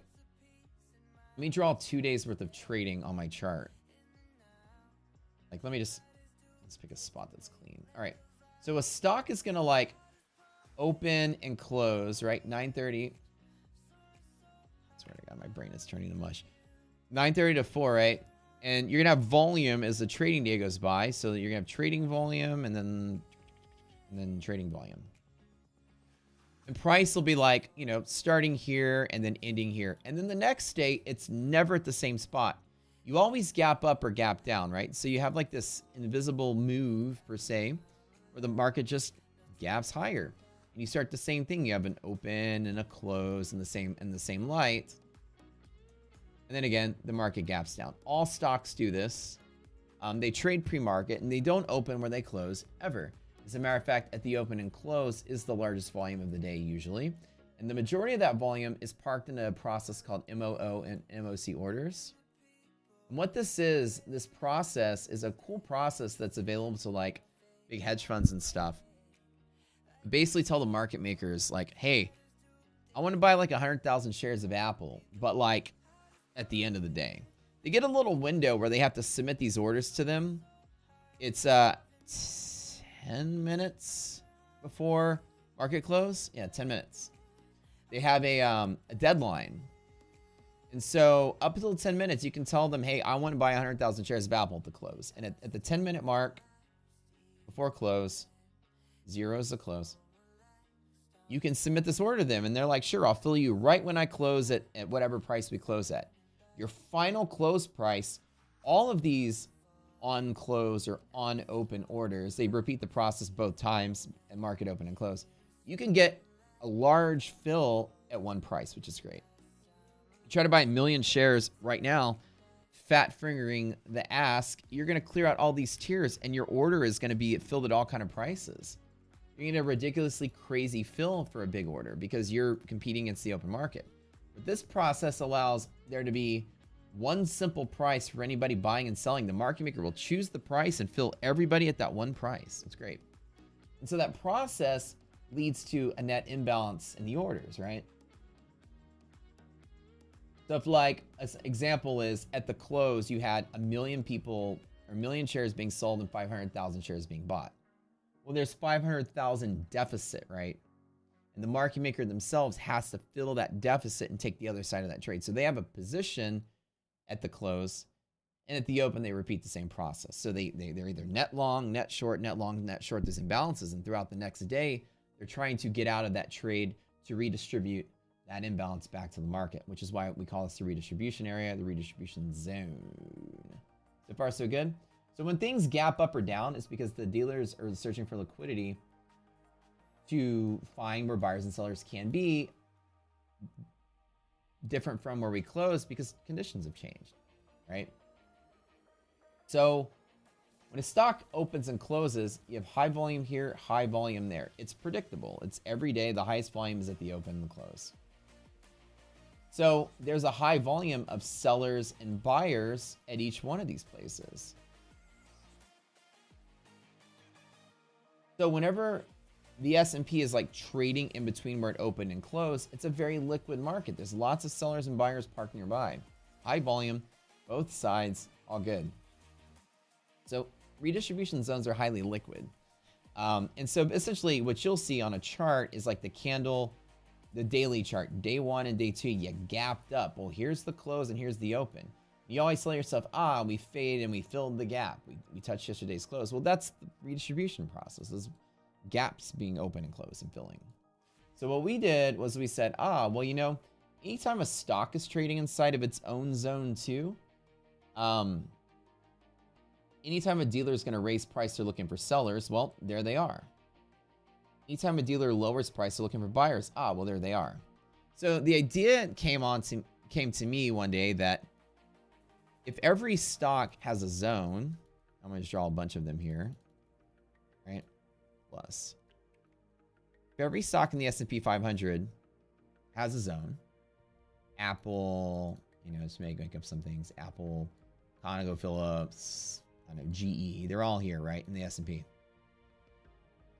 If at any point in time a stock is trading anywhere inside of this zone, then I came up with an idea that if I were to snap my fingers and the move actually completed, that Apple was really here, but it gained a little bit of value there, then the S&P would be, the SPX would be incrementally higher.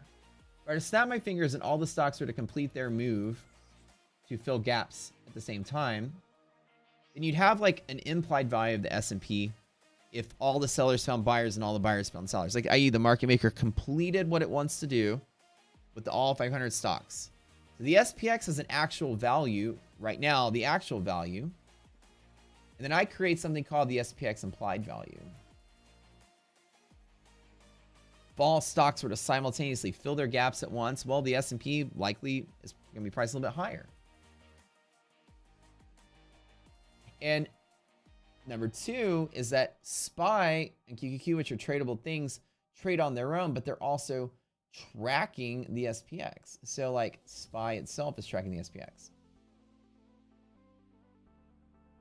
So the neat thing is that if the stocks all want to do this, to look for buyers, but the SPX is doing that, then the SPX tracking this index is likely to come down here. We measure the SPX implied value against the current SPY value, and resilience will tell you if SPY is going to snap back down to meet the stocks, or the SPY is going to snap up to meet the stocks. And under most conditions, resilience is a leading indicator.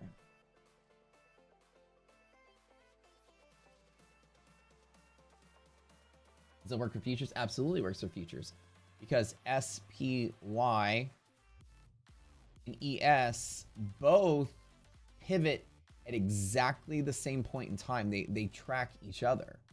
So they both roughly equal to the SPX, which is equal to the sum of the stocks, weighted by market cap, by the way. So if the stocks are moving up, then futures and SPY want to move up. You can put a futures chart and a SPY chart left and right. But the thing is that what we're comparing is SPY itself to the sum of the stocks inside of it. You can consider this synonymous with futures. This is the same thing. But the thing is that futures don't have an open and close at 9:30 and 4 like the equities do. So the process we're exploiting is an equities thing. SPY takes its own imbalance to create, because it can trade on its own, and each of the stocks do the same thing.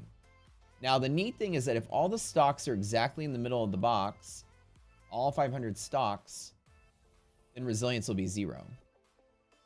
If they're all like this and just one stock is here and they're all flat, resilience will be 100.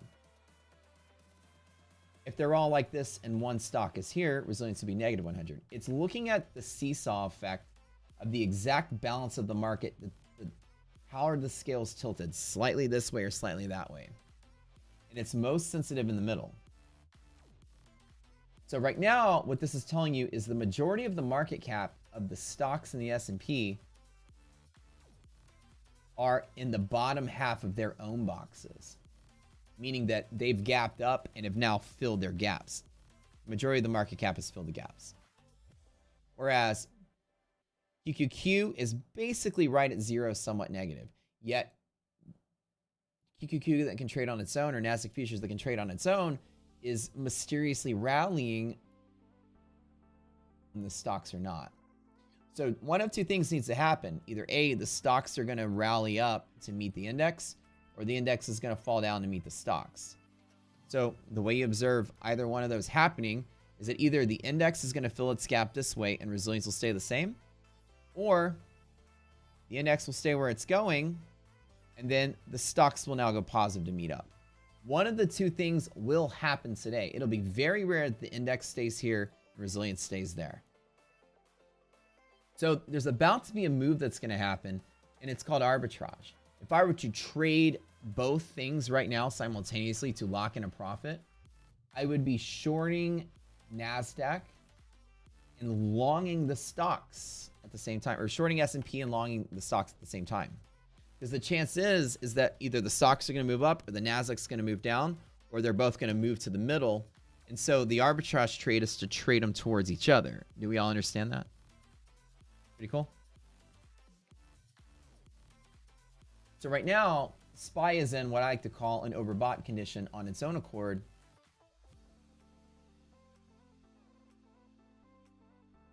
Because while S&P can independently trade on its own, it's getting squeezed higher on a short squeeze. The stocks are telling me something different. So as I'm trading S&P futures, I have closed out all of my long S&P futures trades. It doesn't mean I'm shorting against the upward move though, because I never short against really strong bull markets unless I have a pivot to short from.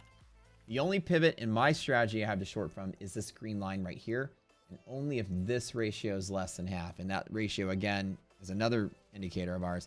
It's extremely bullish. Greater than half is very bullish. So I have no short pivots from here, but I'm cautioning on a long because at any point in time, this guy can zip down. Yeah, so we all both mostly trade futures here. So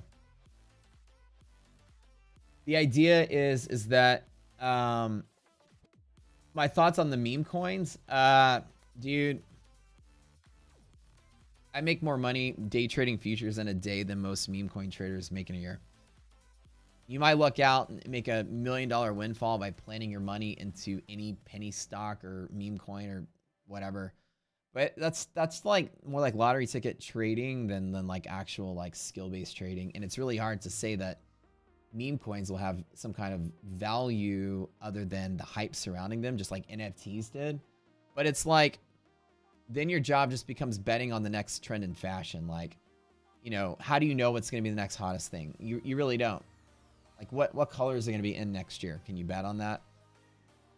What style of hats and purses are women going to wear? And that's why I feel like meme coin is like betting on fashion. Like what's next year's trend going to be like? What color schemes are people going to be into? What trends are going to happen in music, right? So I really don't mess with it too much. Now the thing is that there's value there to guess right, but then it's like, is there any kind of method you can use to guess that stuff? Or are you just kind of guessing? Like, is there a way to predict which of the 10,000 meme coins are going to go up? I mean, it seems to be like a really weird correlation. For instance, right? Elon tweets about Dogecoin, it busts through the roof. Yeah. Whereas Zach Morris made his own coin. He's the most popular guy on Twitter. And that thing started high and it fell to zero. Like, no matter how much influence and pull that guy has, and he was working hard to promote that coin. He was going door to door. Every waitress, every person he met, he would just, every stripper in a strip club, he saw him to buy some Zach, and that shit just plunged. So it's like, you have no core. I would have thought that would have been the one that would have taken off, and it took off for a hot minute, and then just, so it's like, okay, so there really is no correlation between what I think should happen and what should happen. So, okay, if the influencer can't pump it, then what pumps it? Well, then I have no method to gauge where the value is. Now I feel like I'm just guessing at this point. So then I don't touch it. That's my rationale for that. So here's what I'm telling you guys is that one of two things can happen. You can see the stocks themselves are starting to move up to meet the index. I never fade an index unless I have bear signs. Because I have, or bear pivots. Because I have bear signs on my long trade, to fill the gap here causes an irrational move, which breaks hedge pressure. Hedge pressure breaks are very big and volatile to the market, and they can start to crash. So because the potential is there, and I already made money today, I'm going to miss out on that particular move to risk not losing what I made today and falling to an area where there's no support. So resilience is a leading indicator. Sometimes it's hours early on the move. So I'm not longing SPY futures today or S&P futures because the resilience is negative. And you guys will learn when people said resilience is never wrong, it's because resilience is revealing the truth of what the stocks are doing. If you're trading S&P futures, which is all I do, or NASDAQ futures, they are tracking the index, and the index is equal to the stocks, and this is telling what the stocks are doing. NASDAQ's nice and clean. The rest of the S&P is not, which means if you look at your sectors,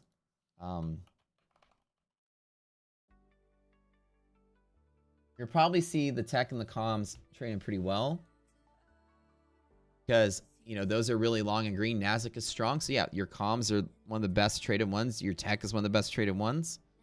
And the S&P being lower, you can see that there's weakness in energy and financials and materials and some of these other S&P only sectors, right? So you can see that people are rolling out of the majority of the stuff to move into tech and comms and some CD. NASDAQ is looking strong, S&P is looking weak, and the S&P is where I gauge the strength of the market. People are moving out of this faster than they're moving into this because the two resiliences side by side are telling you that. So it's not only sector cycling, rotating, it's also moved to cash. So people are selling stock to take profit. But yeah, so like my idea is if like Zach could have proven that promoting a meme coin would be the recipe to make it go viral, I'd be like, aha, okay, let me just follow the promoters and get in on the hot ones. But even the most influential Twitter person couldn't promote a meme coin, then I'm like, well, what really is the mechanism for these things to go viral? I have no idea. Elon made it happen, but he's Elon. So how can I figure out which one to pick? And that's kind of like my answer is you can't. So then I don't touch them. And for me, it's like I have to have a method for everything I do at this stage of the game. IDOC and I had a talk the other day about gambling because we went to a Thanksgiving party, and you know everybody's gambling for just for fun. Play blackjack. It's just a little skill based game there, but like trading. You know, it was like we were talking about gambling based, and I'm like, you know, I don't gamble. I don't like to gamble at all. And she was like, is that because to you gambling's random, whereas trading there's a little bit more control? And I was like, that's basically it. Like, I don't go to casinos unless I just want to get drunk and have fun. But I know I'm not. I will like take $500 and play $1 games just to have fun. I'm not there to win money. If I want to win money, I'm going to sit here in front of the stock market and make money this way. I never go to the casino thinking I'm going to win money gambling. I don't have the excitement or thrill for it. And I think it's because in trading, I spent so many years trying to remove that dopamine hit, that rush that you get from winning money. It's all numbers to me at this stage, right? So like being able to trade without, like if what did I make? Like 5,000 something today? I already forgot. But like, I'm not sitting here like, oh my God, oh, I could buy that Lambo. I've always wanted. It feels so good. Oh, my life is so great. I never think of it like that. I'm just like, oh, I made money. Oh, I lost money. And it's like so robotic to me. I don't feel a rush for making money. It's all a system and a game with odds at that point. I just want to win the game. And so when I sit at a poker table, if I win a hand or I sit at a poker table and lose a hand, I don't feel elated. I don't have that feeling that you might have as a newer trader. And your goal as a trader is to remove that feeling so that you just stick with the numbers. So in slot, we were driving home from Kansas when we went to my brother's wedding. We actually drove. And we stopped by one of the reservation casinos in Oklahoma just to like check it out. Not to play or anything. We just want to like stretch our feet halfway home. And we walked to the casino and it's nothing but video slot machines. And it's just people sitting there like staring at the thing and pushing a button. And I was like, who would volunteer their time to just push a button and hope that the machine randomly pays them out? You must be getting some kind of like, it's like a hit, like a cigarette. Each time you take a drag, you're like, oh, it feels so good. Every time you push the button, like that hope and that feeling is like what keeps you spending your money on it. And I was just like looking around. I was like, man, all these people just look so pathetic and down. Like they're just not having a good time. I was like, what must be drawing you to that? It's the addiction, that feeling, that rush, right? That you could possibly win something. It's like you're either having fun like I do at a casino. It's like, oh, I'm just having fun. I'm losing money and having fun. I don't care. Because I'm not expecting to win anything. But I'm having fun with my friends and just, you know, throwing dice and chilling and drinking. But it's like, it's people sitting there by themselves in a lonely corner, not like cheering with their friends. Like the craps table, we're like high-fiving each other and stuff, right? But you would only be sitting there like doing this, pushing the button, if you are addicted to that behavior. Every time you do it, it's that rush or that hope or that feeling. And that's the dangerous thing that happens in trading, is to have that feeling. Anytime you make money, you're like, oh, my dreams are coming true. Oh, it's finally going to happen. I can go in my boss's office and tell him to go fuck himself. Finally, I hate that guy. Oh, all you do is make like 5 more trades and that's my yearly salary in a month. Oh, I can do it. Right? And if you think like that, you're like doomed for failure. I never think like that.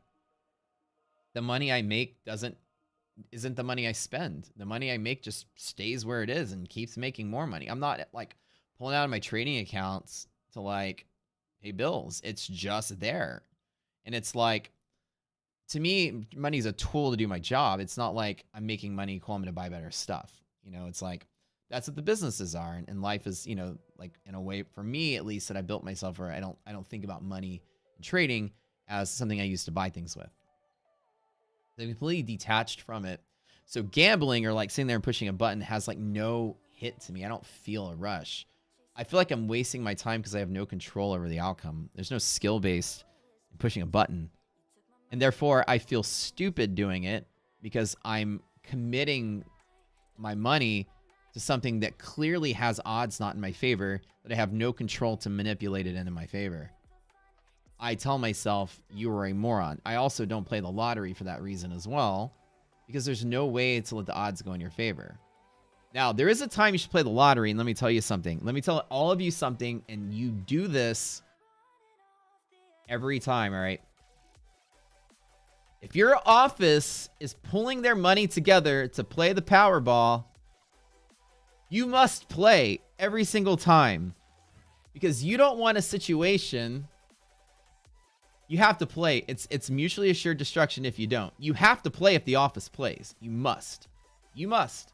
Because if you don't, and they win, not only does everybody win and comes and pats you on the back for not playing, but they also probably quit, and you're probably going to lose your fucking job too.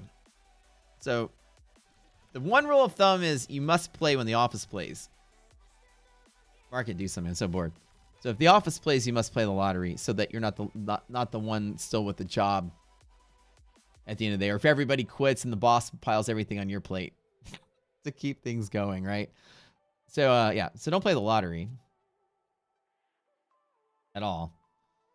Because you can't control the outcome. And to me, like, I don't gamble and I don't feel that way about gambling. And so if like you guys are trading and you're feeling elated on your wins or you're feeling sad about your losses, it's because that's normal when you get started. But to get to the level I'm at, like years and years of just doing this, I don't feel either way. Like when you see me making, like some days I'll have like really big wins.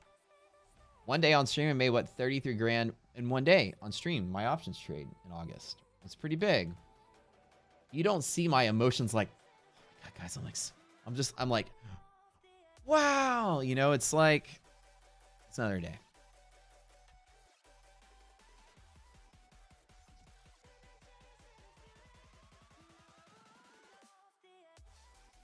Playing craps on the don't come side, same edge as casino. Yeah, there are some. The reason why I like craps is because the odds are the best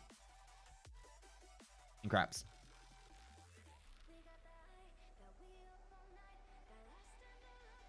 PSY, you started last week, did simulations today, started live, and made 7,500 bucks. Bro, that's awesome, dude.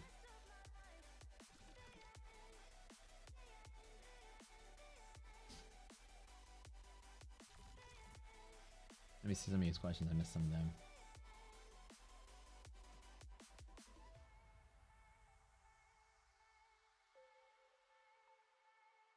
I saw something about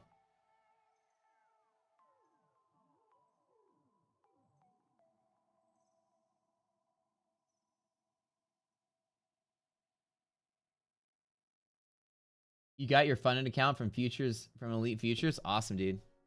So by the way, if you guys buy ETF, your eval accounts to ETF, if you use our link, we get credit. So every 250 you spend with them, I'm gonna have a drawing and give away like prizes and stuff here. Not from ETF. Oh, from futures. Oh, futures elite. I'm sorry, I read that wrong.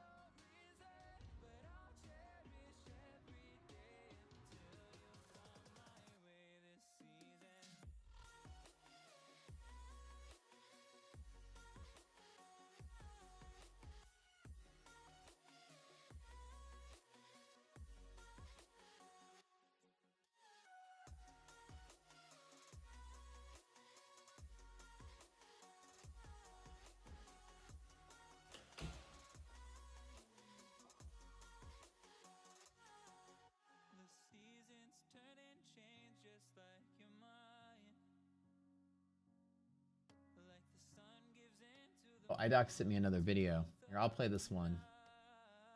Let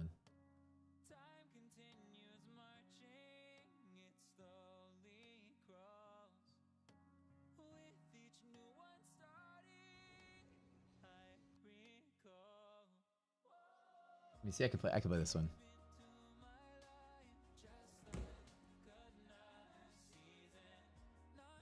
The entryway. We get all these closets and storage closets. Oh, there's a bathroom. I'm definitely gonna fix that up.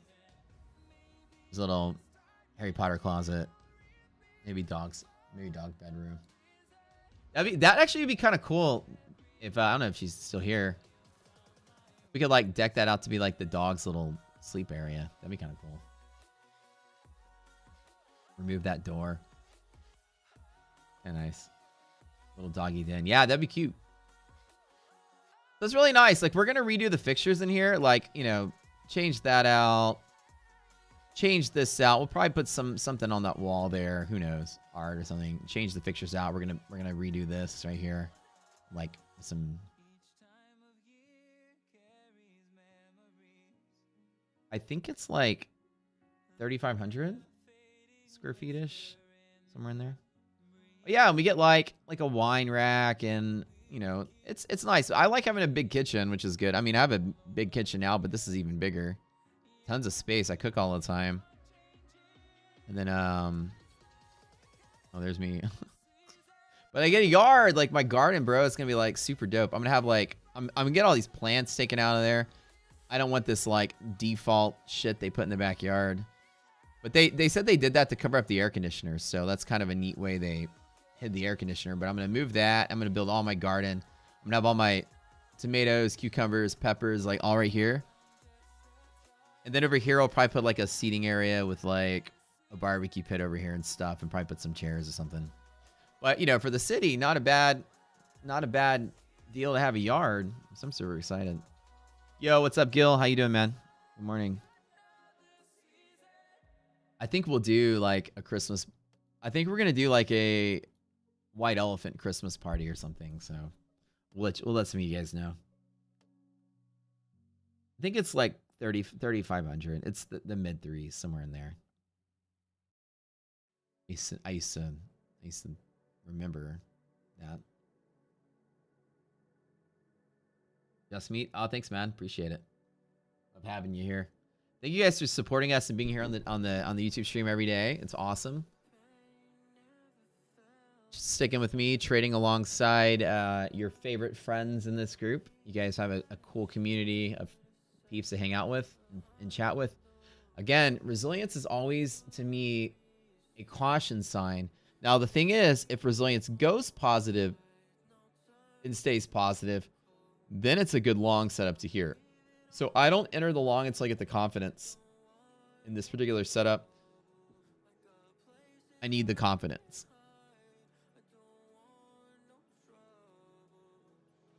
can't use the link for ETF. You're in Belgium and they don't let you. Oh no, that sucks. Bro, Ashton, what's up, man? My guy, everybody say hello. A superstar in chat here. How you been, man? Watching paint dry. I'm bored. Yeah, Ashton needs to come back and teach some options classes on Iron Condors. So we've been talking about it the last 2 days.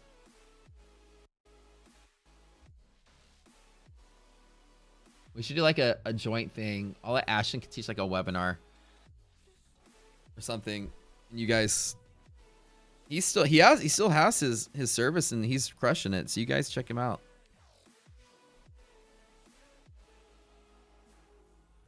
You should set up like a course or something. I'd pay for it, to be honest.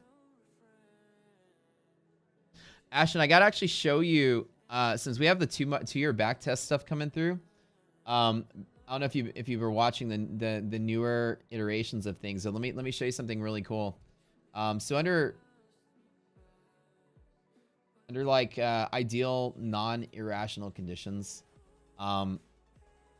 same site, open and closed bull zone is now 90% chance. Bear zone top the bull zone, we trade every single time. Again, 90% chance that this trade takes out. The probability is 9 out of 10 times. Super hot. So basically, bull zone support, like selling vertical credit spreads, in bear zone is a high probability trade when this is there. And of course, I think you already knew that, but the numbers actually came in. Irrational, all cases, it's roughly 70% chance that we stay in the same zone. Monthly hedge pressure is close to 90%. Hedge pressure is close to 80%. All conditions balance. Same side close. Last but not least, DD bands. We did a back test on this over the last 6 months. 88% of days stay inside of the bands. 4% of days close up. 8% of days close down. This is the new stats. So after years of having the rocket scooter stuff, our members put together a back test, and these are the numbers I came up with. So yeah, so a lot of people have been like essentially playing the idea that breaking out of the bands is very rare. So like we're not trading out here. Not fading a bull market. Anything that falls bear, we always kind of trade it back up in these days. So there's a lot of new things from that back test that came through. A lot of neat stuff. But those odds are really strong. And so like the majority of our setup strength now is in the zones these days. So the zones are like the strongest pivots we have now. The back test revealed. Monthly hedge, which is, you know, rare that you're going to interact with it, but the zones themselves.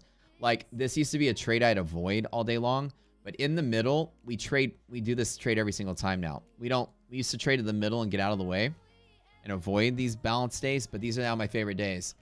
I'll scalp this all day long because it's like 9 out of 10 times it works. So, the new stuff. Same Ashton that was on Anthony Crudelli's podcast. Yeah. Oh, yeah. Ashton's been on a ton of podcasts. He used to be on The Street. On Wednesdays, that's how I met him. Very, very accomplished resume. We were both on this podcast called The Street with Jay Woods, Stephen Guilfoyle, Peter Tuchman, and sometimes AJ, architect AJ Singh would be on there. Actually, he came on like later. He got on there. Started it was like me and Ash and Evan, stock market news. Yeah.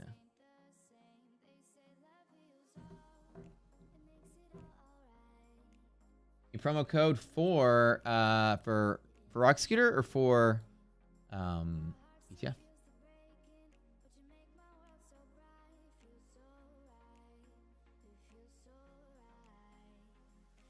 Don't forget, guys, if you guys have used the service, feel free to leave a review.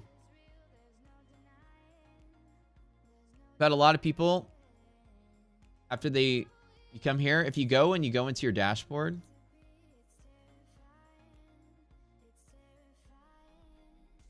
and you go to like your purchases, and then you go to view whatever purchase.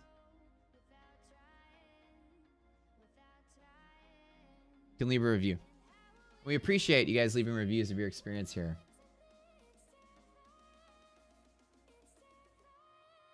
Oh, for Rocket? Yeah, it's already... So for Black Friday, we already baked it in.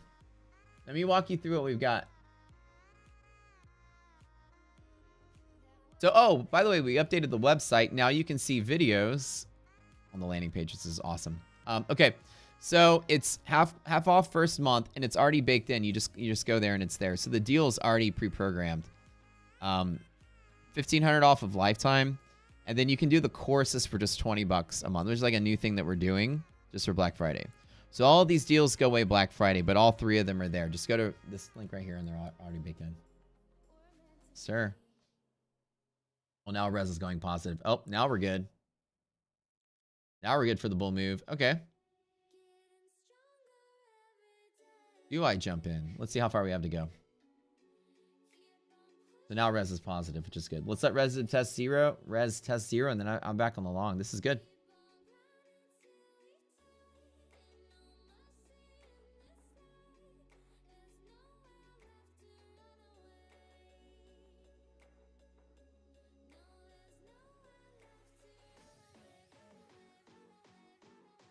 Let's check the test.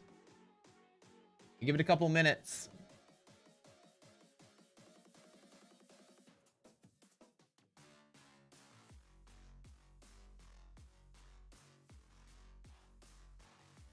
I just trade futures, Sam. That's all I do.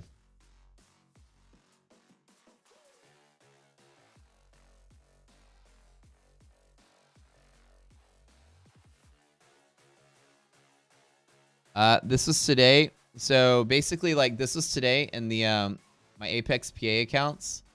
So that's $4,600. And then in my ETF live funded. So I'm live funded with ETF. I made $825. So this is an actual live trading account that Elite Trader Funding gave me because I advanced to their highest tier, like where they fund you. So it was like 5,600, I think I made today. Just futures, that's all I do.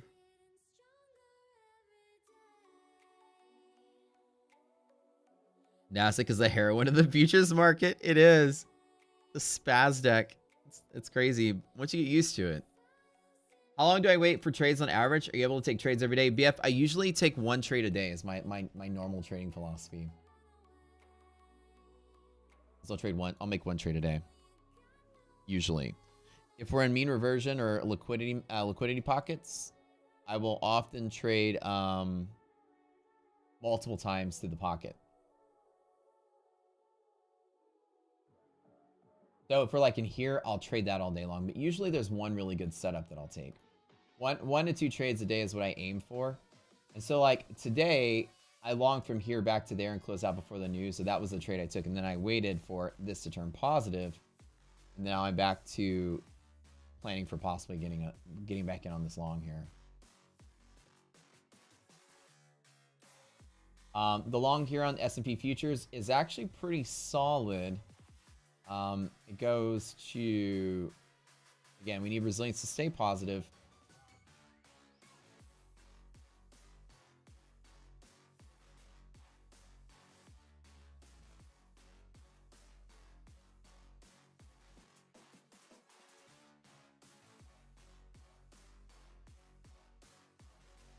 This number stays positive. It's 26 to 52. Let's see how far Nasdaq is away. Nasdaq hits the band first, and Nasdaq is closer.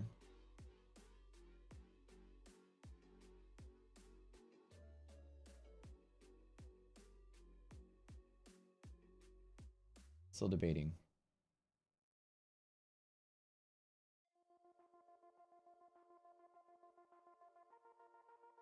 Oh, past accounts, you mean if you've passed an account, you're still charged monthly if you don't turn it from an eval to a funded? Is that what they're doing now? Oh, wait, that's right. They were talking about that yesterday. Well, to be honest, I always thought it was like that, but I guess it wasn't. I never paid attention. So if it's when y'all said they changed it to that, I was like, oh, I thought they always did it. But apparently they didn't, so I never even noticed.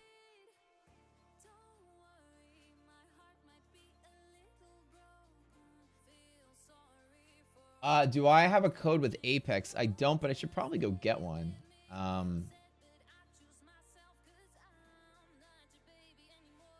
do I get a... how do I get an Apex code? Like an affiliate program? Hold on. I'm an affiliate.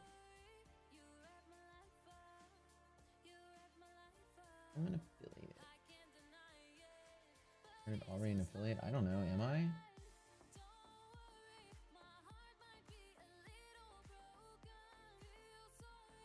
Maybe not.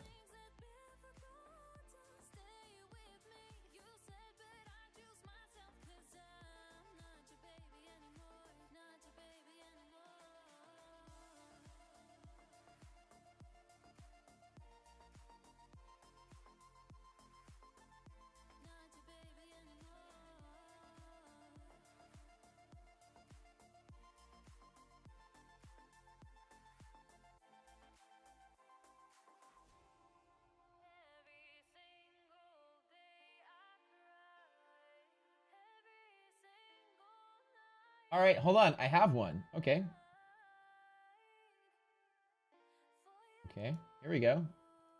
I guess I do have one. Here, this is for Apex. Go here. Yeah.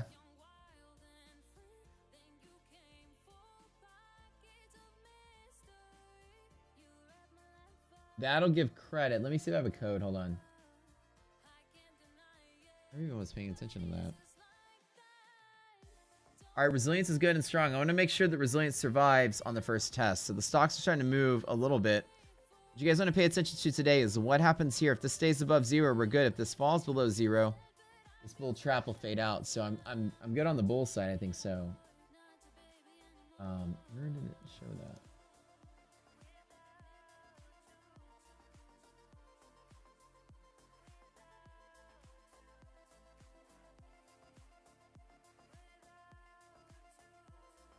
I think the code is just Rocket Scooter.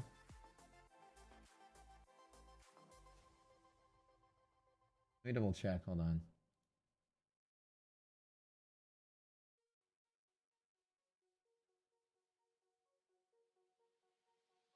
Hold on.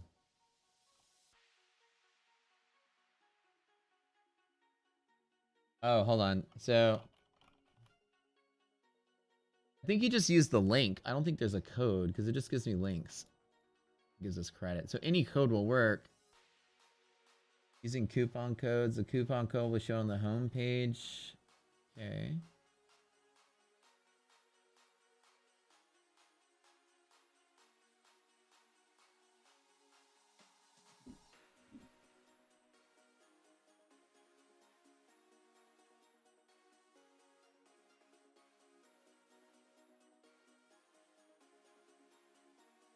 S&P nice and strong. Nasdaq pulling a little bit.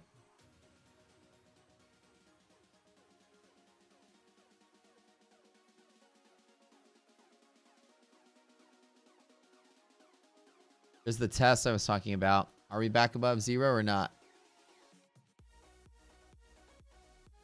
Nah, not gonna touch it. That's the move I was looking at, and it's back below 0. So I'm gonna sit out on this one. I'm not gonna take it.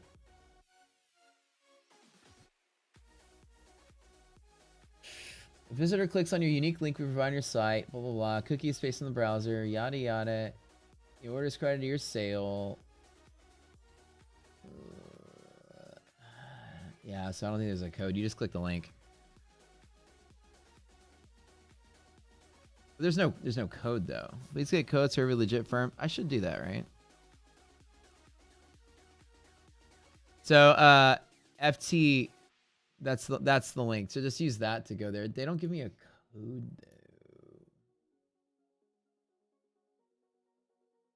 though. Let me go. Hold on. Who works with Apex? Does Jason Matt work with Apex? Let me go see if he has a code. I'll ask him how you get a code. You can check out his YouTube.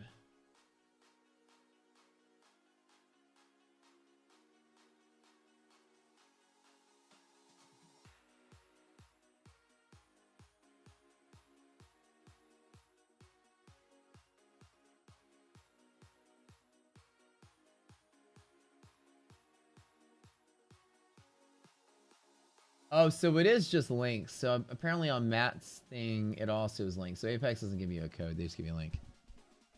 So basically, I don't know. Res is less than 0, so I'm not really taking it hard on S&P today. I'm kind of sitting out.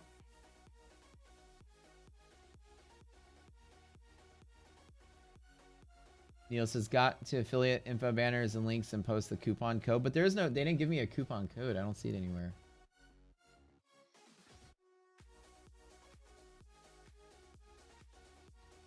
The affiliate code is just Rocket Scooter, but if you type that in, it doesn't say.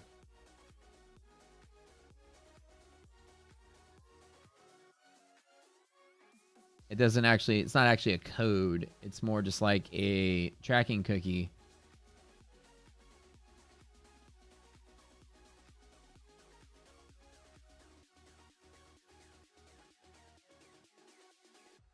Yeah, that's what I don't know. How to get a code. Let me see. Maybe you have to get something special to get an actual coupon code. PW for Patrick Wieland.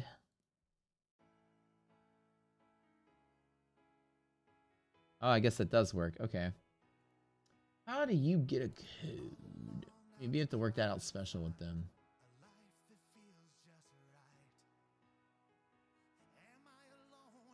Am I popular enough to get a code?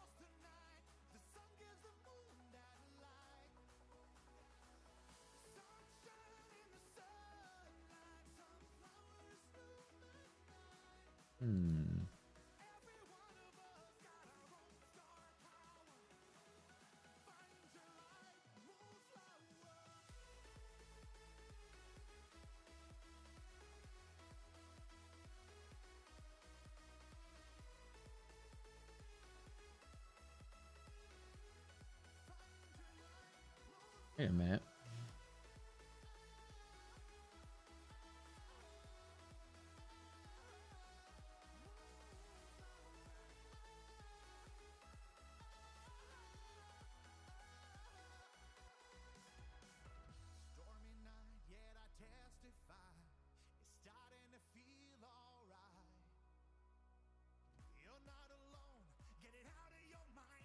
Yeah, I don't know how to get a code.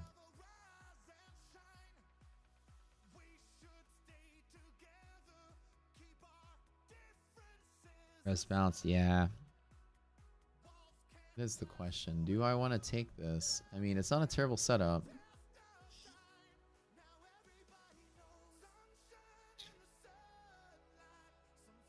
Maserati Matt versus Lambo Pat.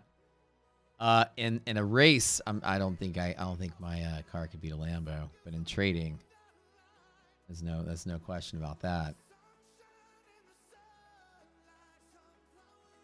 But to his defense, there's nobody on YouTube that's better than me. I'll beat everyone.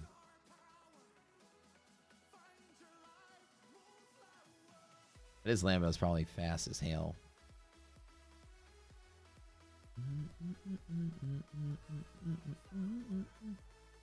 That'd be cool to collab. It'd be fun. I like collabing with people. There are people in this world that I really don't like or don't like chilling with or collabing with. It'd be fun. Put a word out. Be like, yo, you and Matt should do something. It'd be fun. Like a publicity stunt or something. Do something fun. A crossover event.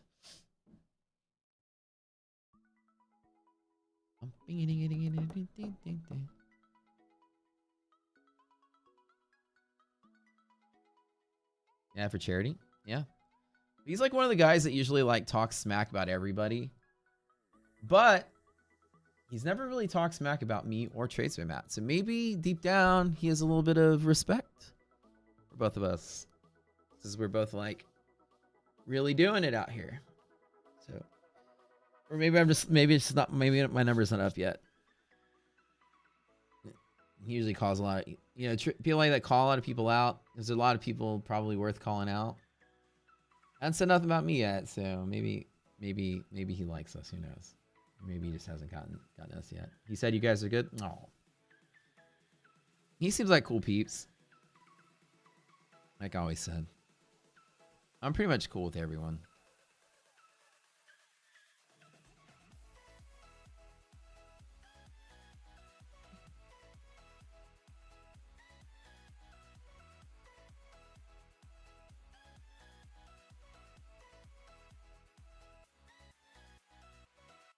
What do I do, guys? Should I take the long or should I just call it a day? Except with FedEx. Yeah, except with FedEx. I did call her out. She didn't like it. She didn't like it one bit. Should I take something? It is looking good on the S&P. Dare I? R&R's pretty good. How about just one? Is this good? Not. Let's hit it with two.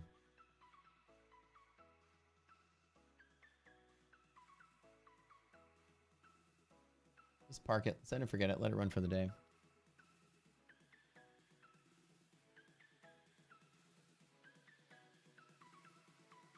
Why not?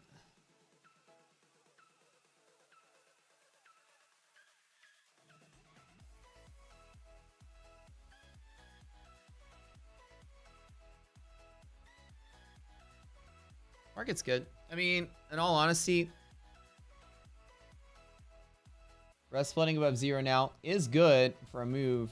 The confirmation is there. I could take a little bit of drawdown on this, but it's there. I mean, a DD band push is pretty sizable, like 30 points from here. 3-to-1 trade on the push.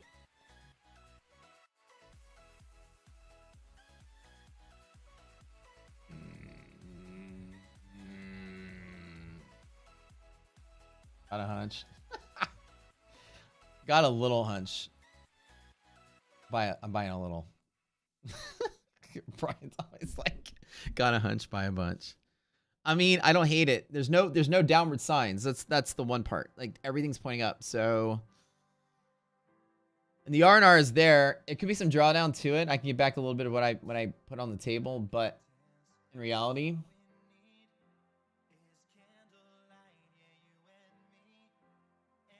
as long as we stay above zero on the res, we're good. But if it drops below zero, I'm gonna cry. What is this? Oh, I need to get rid of that.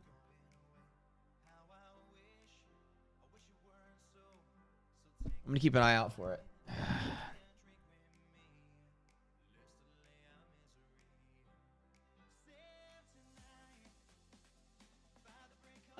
We didn't make one for Dow Jones because it just was you know, it's the Dow Jones and the S&P fully overlap each other, so I mean, you technically can make a resilience out of anything. We only made S&P and Nasdaq, but we're gonna make like a tool one day. We thought about this tool where you guys can build your own resilience out of any watch list. So you can build like one for the fangs or whatever they call it now.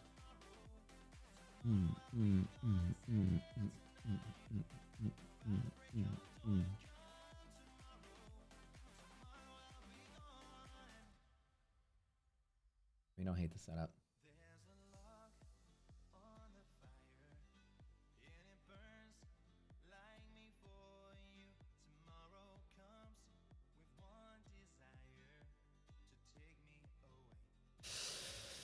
What am I gonna do? 2 is good.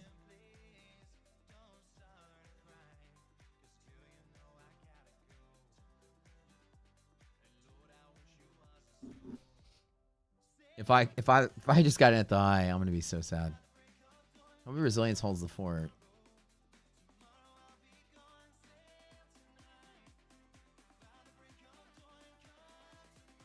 Hang in there, baby.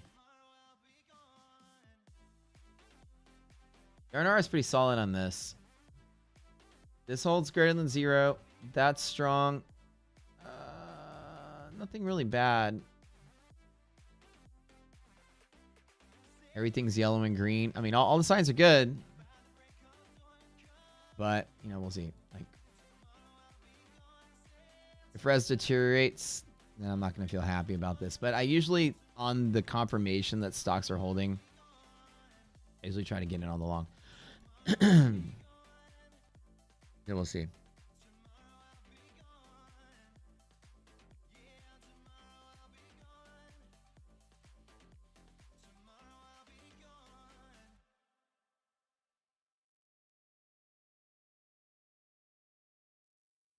Yeah, I don't hate the trade. I'm just trying to like it right now. Papa Giorgio 6020 NES. Oh, let's really possible. I don't want to miss out on this move though. If it moves, I'd be willing to hold the drawdown. Test the open. Yeah, it's just the open twice, and I don't disagree with you. That's a high volume pivot right here for sure. Right, the open. 21 is right before we had the event, which was confirming this pre-price. And like right here is where you're talking about, like right there. Exactly there.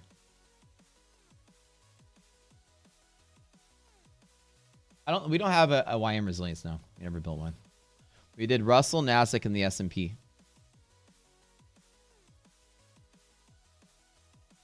Does the group ever look for swing trades or option trades? So we don't, the group doesn't do anything like collaboratively. Everyone does their own thing. I'm sure there's a ton of swing option traders in our group though.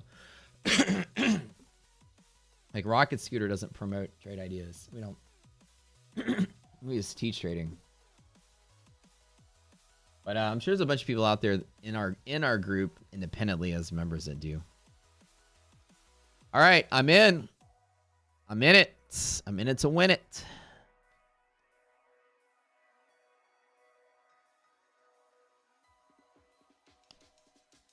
All signs are good, man. That resilience got my fingers crossed. VIX is looking solid. Yep.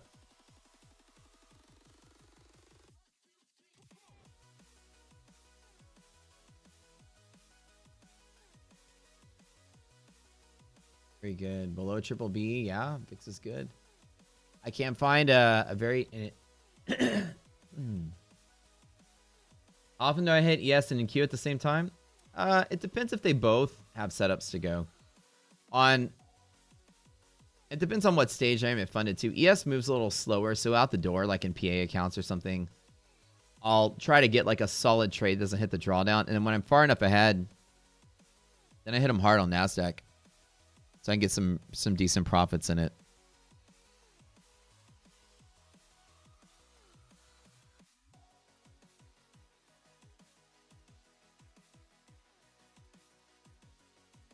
How many do I have across all funding programs? So I have 20 funded accounts with Apex, and I had 20 accounts with ETF.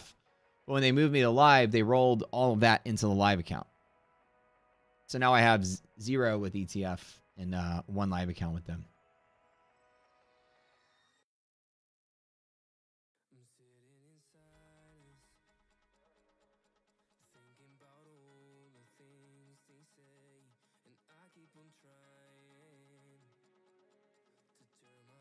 Do they charge you if you don't trade your funded? I don't. What do you mean? Do they charge me? I don't get charged for the live funded account with real money. I don't get charged for that. I don't think. I don't. Well, maybe if I did, I didn't read the rules. This is my first month doing it, so I probably should be more informed of it. I don't know if there's a fee. I honestly didn't read the rules.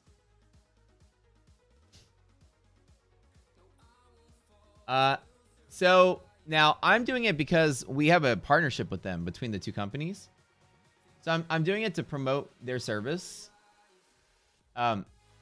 the benefits are pretty simple. And a real futures account is the best benefit that you have as a futures trader. You get taxed better. You know, the money's yours, no profit split. In a prop firm, the benefit is really simple. You can get started with very little and work your way to funded. And you can get however much these prop firms give you. They give anywhere between 1,000 to 10,000, 100,000. They're all different. So them giving you their money to trade with is your ability to make real profit taxed the 60-40 rule, which is what you want as a futures trader. It's better than your 1099 earnings that you get in the sim funded. And they split a little bit of the profit,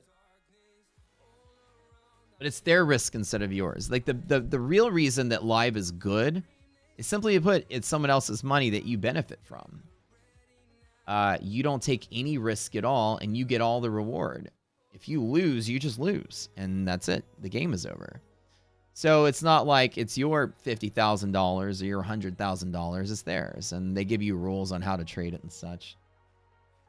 And it's a real futures account, so it's treated as such. It's taxed as such.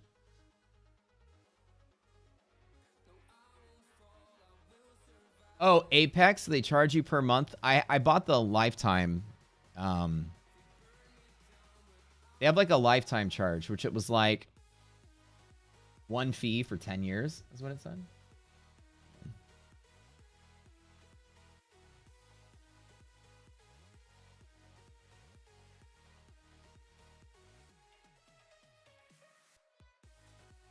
So and when you activate, it's like the same price. Or it was like $10 cheaper, I think, to do the lifetime at the time I did it.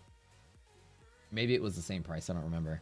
I just paid the one-time activation fee and then I activated them.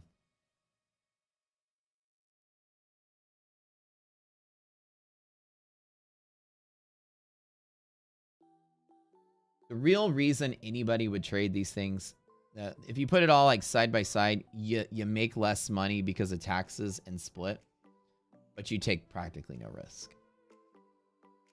The benefit of your own money is that you take all the risk, but you get all the rewards and you get all the tax benefits. So that's basically why the major difference between all of them.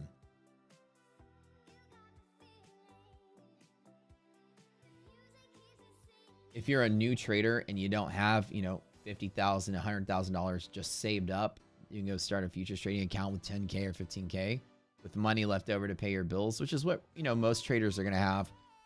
A couple $100,000 probably saved up to pay all their bills, so they're not having to trade to pay their bills. And you can use your own futures account all day long.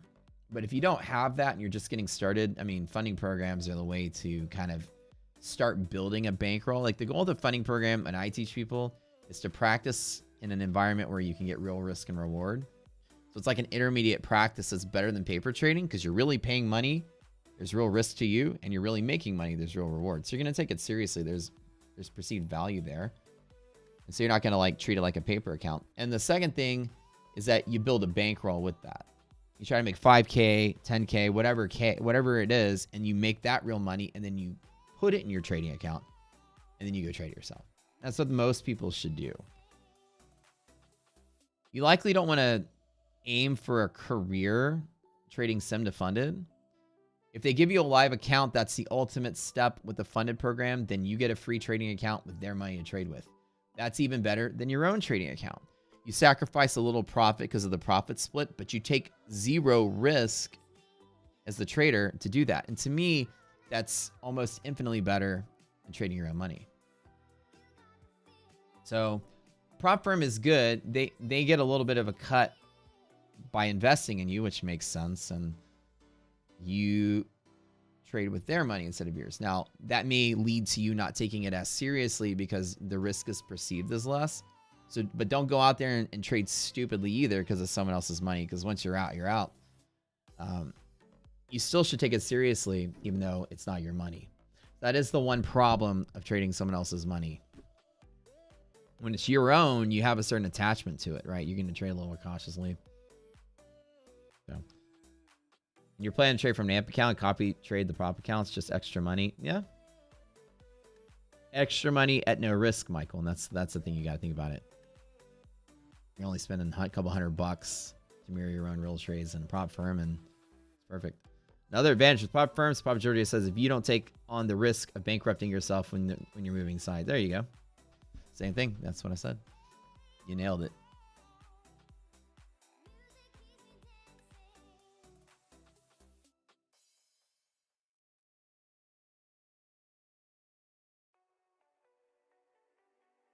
How does a prop firm make money? How does proper firm make money if I get... Can I play futures in India? Tonton, I don't know. I don't know about the... I don't know regulation in India. Raz. Stay above 0. Come on. Stay above 0. This guy right here. Stay above 0.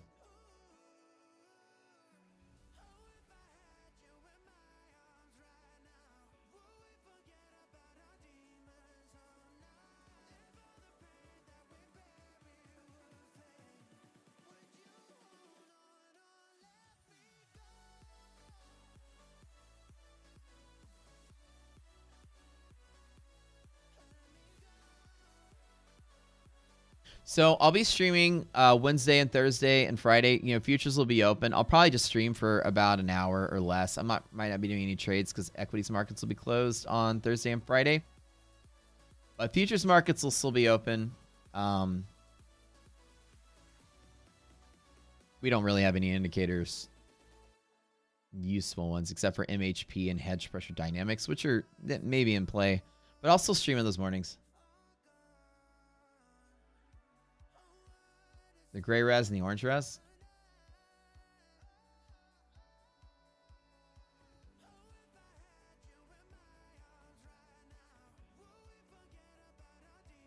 Yeah, the gray res is the tiebreaker here and here, like off of this dash line. The gray is off of this in the box.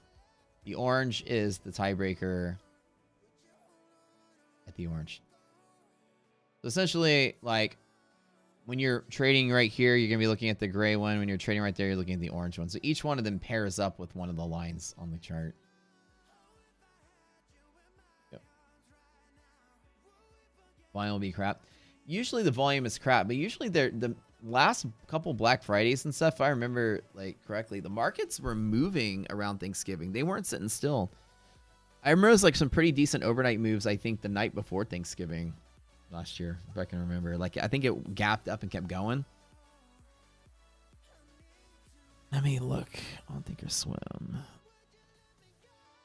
It was like a, oh man, I sat out on this. It looked like it was moving. I was just looking pretty good today. Okay. Let's go back. Oops. Go back a whole year from now.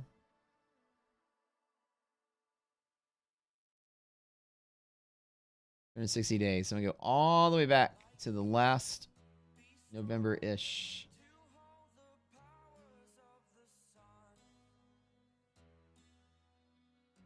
Wherever it was. It's usually this day. Yep, that's the one. So, yeah, so last Thanksgiving was here. Day before, the overnight, we went from like 45.60 to like 45.70. Oh, so trade up just a little bit. Maybe it was the year before. Because my recent memory was like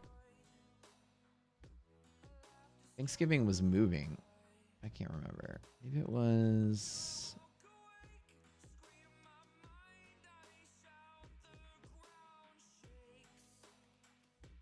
Let me try the year before.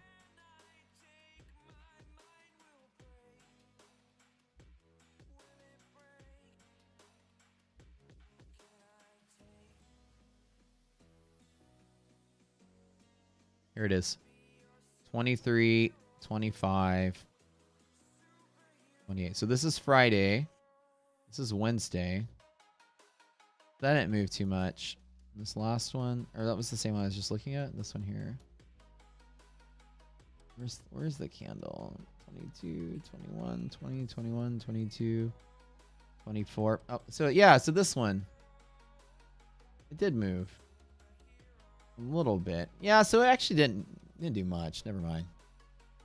Why did I think maybe my brain is just thinking of another year. It didn't really do much. Well, I'm gonna get out of here. I love y'all. Time to call it quits. I'll let you know if this trade ends up sucking.